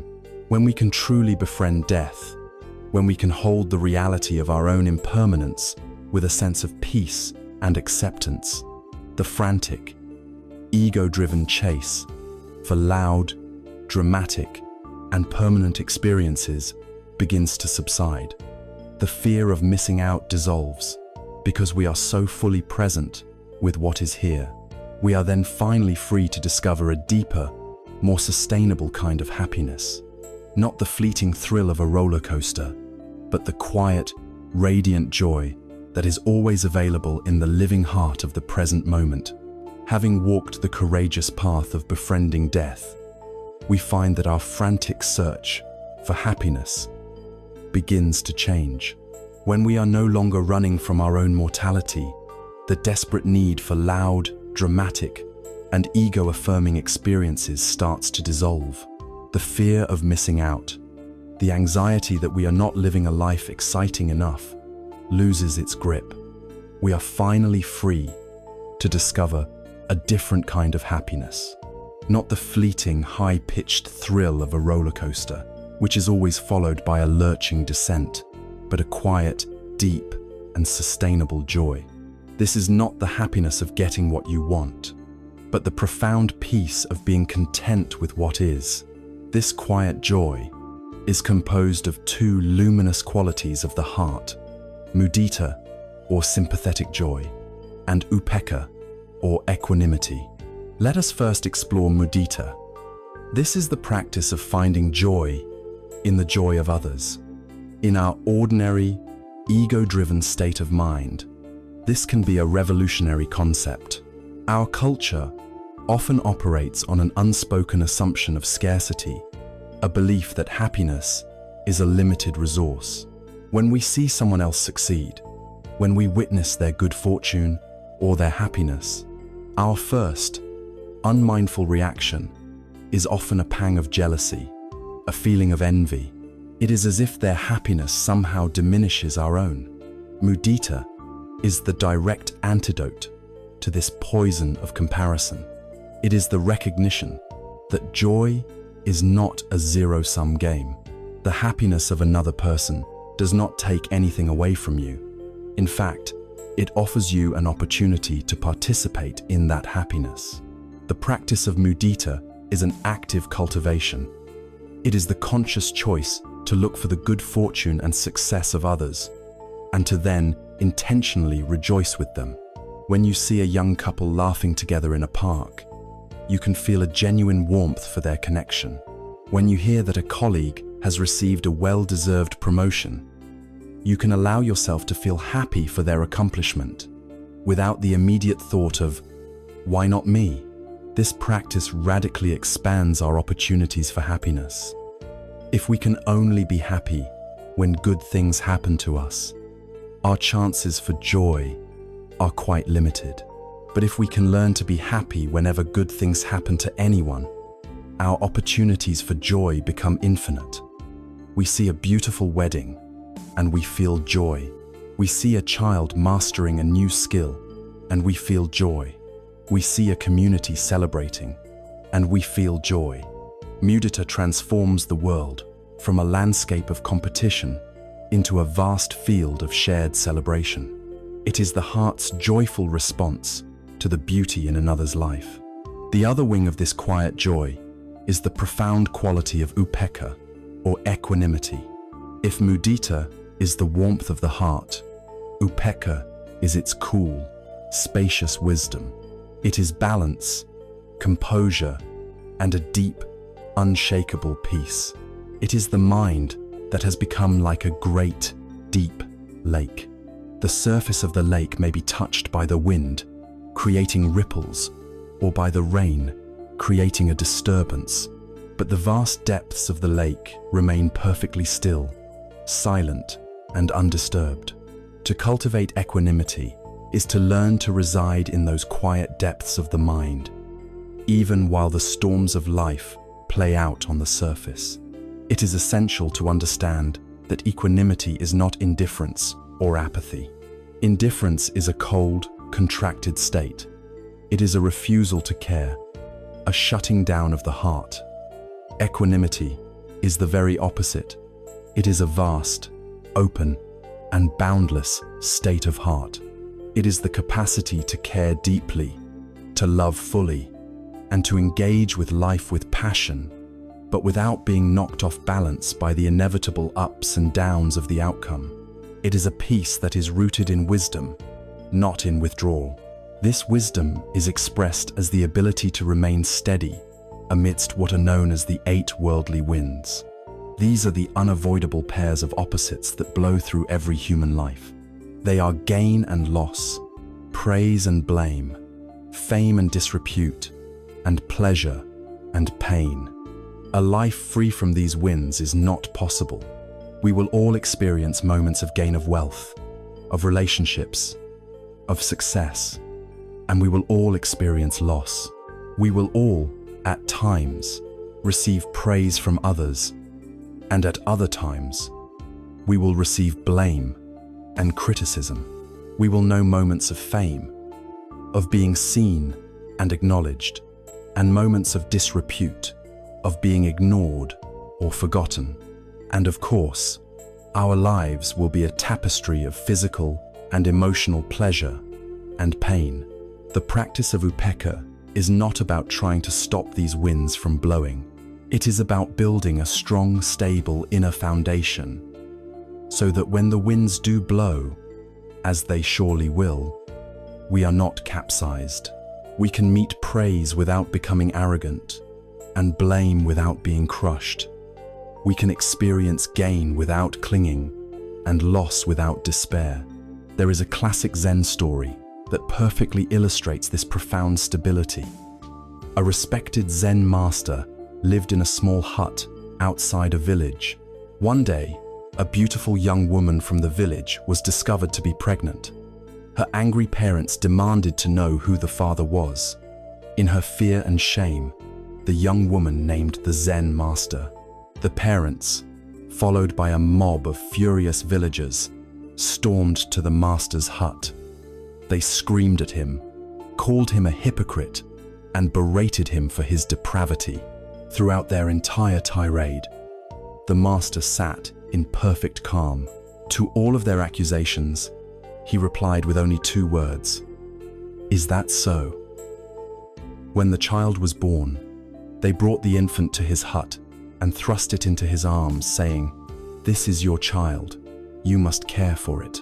The master accepted the baby with gentle care. His reputation was ruined, but he found a local woman to provide milk for the infant and raise the child with love and tenderness. A year later, the young mother was overcome with remorse. She confessed to her parents that the true father was a young man from the village. The parents and the villagers were horrified at their mistake. They rushed back to the master's hut, bowing deeply, apologizing profusely for their error, and praising his incredible patience and compassion. They asked for the child to be returned to them. As he gently handed the healthy, happy child back to the family, the Zen master simply replied, "Is that so?" The master's mind was like a great, clear mirror. It perfectly reflected whatever came before it: the ugly grimace of blame, or the smiling face of praise. But the mirror itself was not stained or altered by the reflection. His inner peace was not dependent on the good opinion or the bad opinion of the villagers. He was not tossed about by the worldly winds of praise and blame. His response, "Is that so?" was not a statement of cold indifference. It was the expression of a profound, unshakable equanimity. He simply accepted the reality of each situation as it unfolded and responded with the simple, compassionate action that was required in that moment. This is the quiet joy we can cultivate. It is a happiness that is not contingent on life giving us what we want. It is a deep peace that comes from accepting life as it is. Mudita is the wing of warm, connective joy, celebrating the good in the world. Upekkha is the wing of cool, spacious wisdom, allowing us to meet all of life's changes with grace. Together, they allow our spirit to soar, free and untroubled by the turbulent winds of the world. This profound state of balance, this upekkha, combined with the radiant warmth of metta and mudita, is not a withdrawal from the world. It is the solid ground from which we can engage with the world most effectively and compassionately. This is not the end of the journey, but the preparation for bringing our whole, integrated practice into every moment of our lives, transforming our very existence into an expression of this wisdom. As our journey inward reveals the quiet joy of a balanced heart, we arrive at the final, crucial turn in the path. This is the turn that leads us back into the world. For all the practices we have explored, mindfulness, compassion, simplicity, and wisdom were never intended to be a means of escape from life. They are tools to help us engage with life more fully, more freely, and more lovingly. The ultimate goal of the Zen path is not to float away on a cloud of blissful detachment, but to walk with solid, peaceful feet on this very earth. This is the practice of integration, of bringing our whole awakened mind into every corner of our ordinary lives. We often carry a romanticized image of enlightenment as a final destination, a dramatic, mountaintop experience after which all our problems vanish forever. We imagine a perfected being, free from all human foibles. But the Zen tradition presents a much more grounded and attainable reality. Enlightenment is not a future state to be achieved. It is the present moment ability to live in the world as it is, with wisdom and an open heart. It is the ability to look at a flower and truly see its fleeting, precious beauty, a direct experience of impermanence.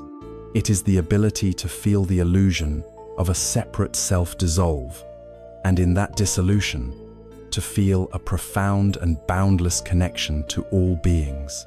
It is the ability to bring a beginner's mind to the 1,000th time you wash a cup, and to discover the miracle in it anew. It is the capacity to feel anger or fear arise in your body, and to meet that energy not with reactivity, but with the gentle, motherly embrace of your own mindful awareness. Enlightenment is not becoming superhuman. It is becoming fully, authentically, and peacefully human. The meditation cushion, the quiet room, these are simply our training grounds. They are the gymnasium where we strengthen the muscles of awareness and compassion.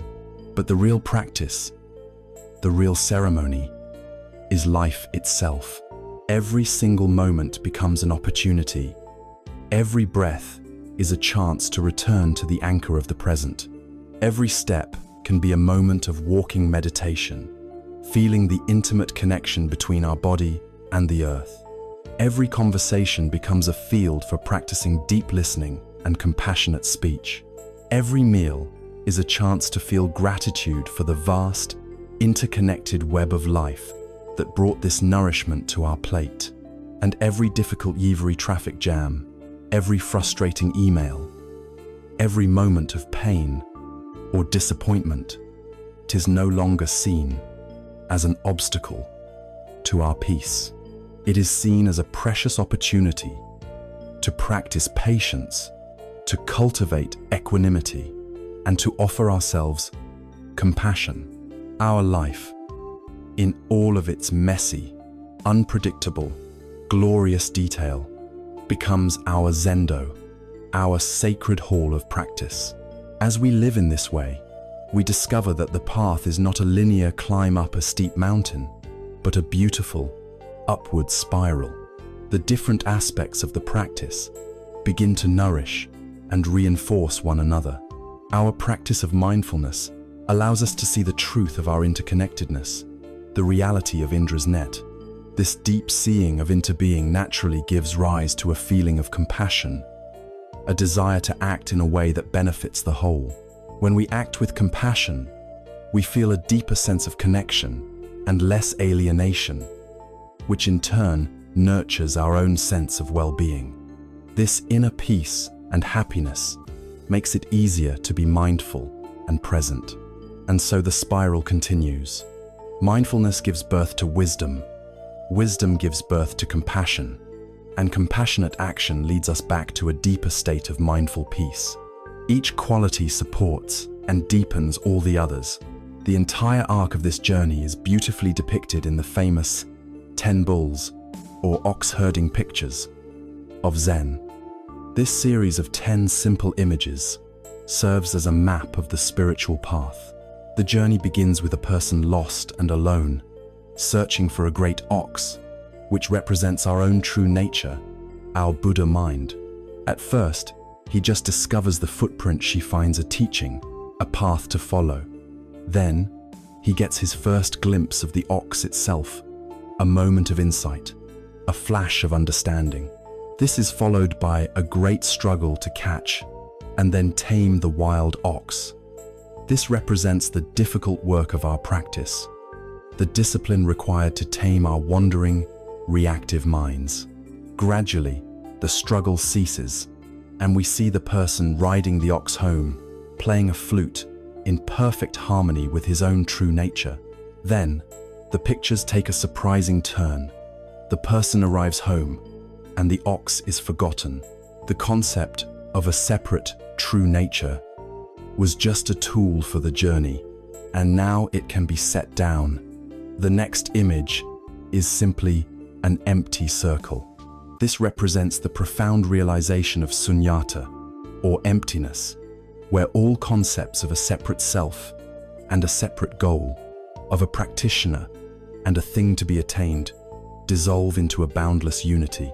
For many, it would seem this is the final goal, but it is not. The ninth picture shows the world re-emerging from this emptiness, but now seen with new eyes. It is a picture of nature, as it is a river flowing, flowers blooming, but now everything is seen as radiant, sacred, and miraculous in its suchness. And this leads to the 10th and final picture, the culmination of the entire path.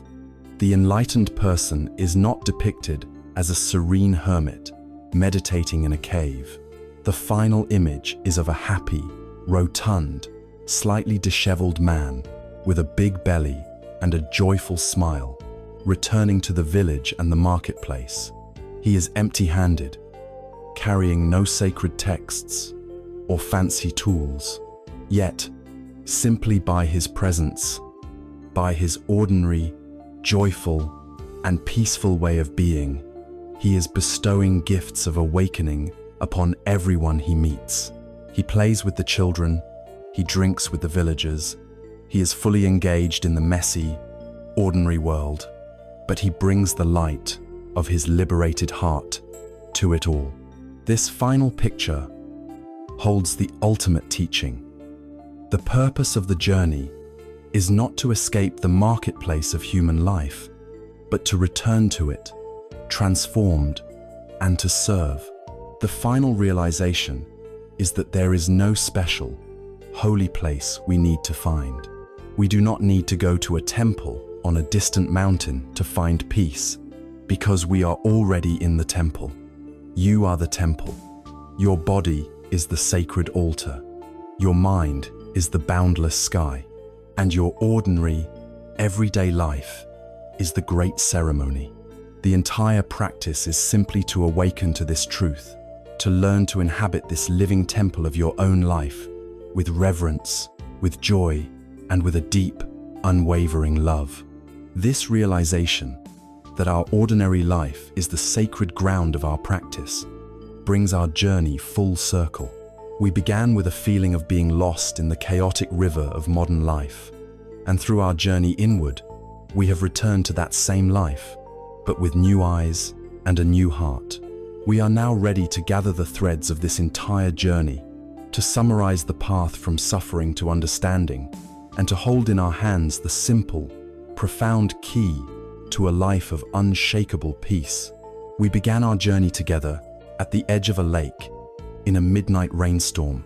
We saw its surface trembling, broken into 1,000 pieces by the endless cascade of our anxieties, our obligations, and our distractions.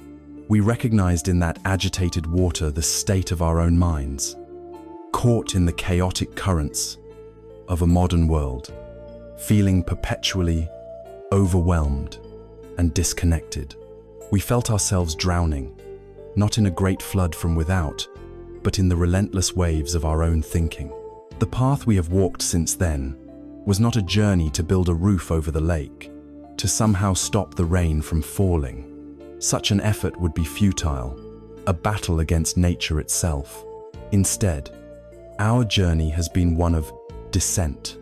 We have traveled from the turbulent, noisy surface down into the silent, peaceful, and unshakable depths. With the simple anchor of our breath, we found our footing in the present moment. We learned to see the profound beauty in the transient, ever-changing nature of life. And in that seeing, we found the freedom of letting go of a fixed and fragile self.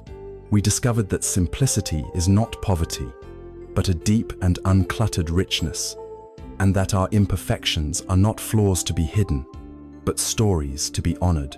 We learned to hold our most difficult emotions with the tenderness of a mother, to listen with a heart wide open, and to find a wise and trusted teacher in the sanctuary of silence. From that silence, we saw our intimate place in the shimmering, interconnected web of all existence, which taught us to offer compassion, first to ourselves, and then to all beings. We have found a quiet, resilient joy, and a balance that is not disturbed by the winds of praise or blame. And we have arrived at the final, simple realization that our very life, in all its ordinary detail, is the sacred ground of our practice. And so, we stand at the lake's edge once more, but our vision has changed. The rain may still be falling, the winds of life may still be blowing, but we are no longer fixated on the turmoil of the surface. We have become aware of the vast, silent, and peaceful depth that was always there, untouched and undisturbed. This is the core of all that has been said. Peace is not the absence of problems. It is not a life free from storms, challenges, or pain. Peace is an internal quality of being. It is the discovery and the embodiment of this inner stillness that can hold all of life's turbulence in a vast, compassionate embrace. This is the meaning of still waters run deep. True strength, true wisdom, and true peace are not found in outward displays, but are cultivated in the quiet, humble depths of one's own heart. This peace is not something you must build, or acquire, or earn. It is your original nature. The entire journey is simply a process of gently removing the layers of fear, confusion, and habit that have obscured the radiant calm that has been waiting within you all along. This is not the end of a journey, but the true beginning. The path forward does not require you to move to a monastery or to change who you are. The path unfolds right where you are, in the midst of your own beautiful, imperfect life. It begins with your very next breath. That breath is your anchor. That breath is your teacher. That breath is always a new beginning, a chance to come home to yourself. You have all the tools you need. The way has been illuminated. The first step, and every single step that follows, is yours to take, in your own time, with your own gentle courage. The journey home to yourself has already begun.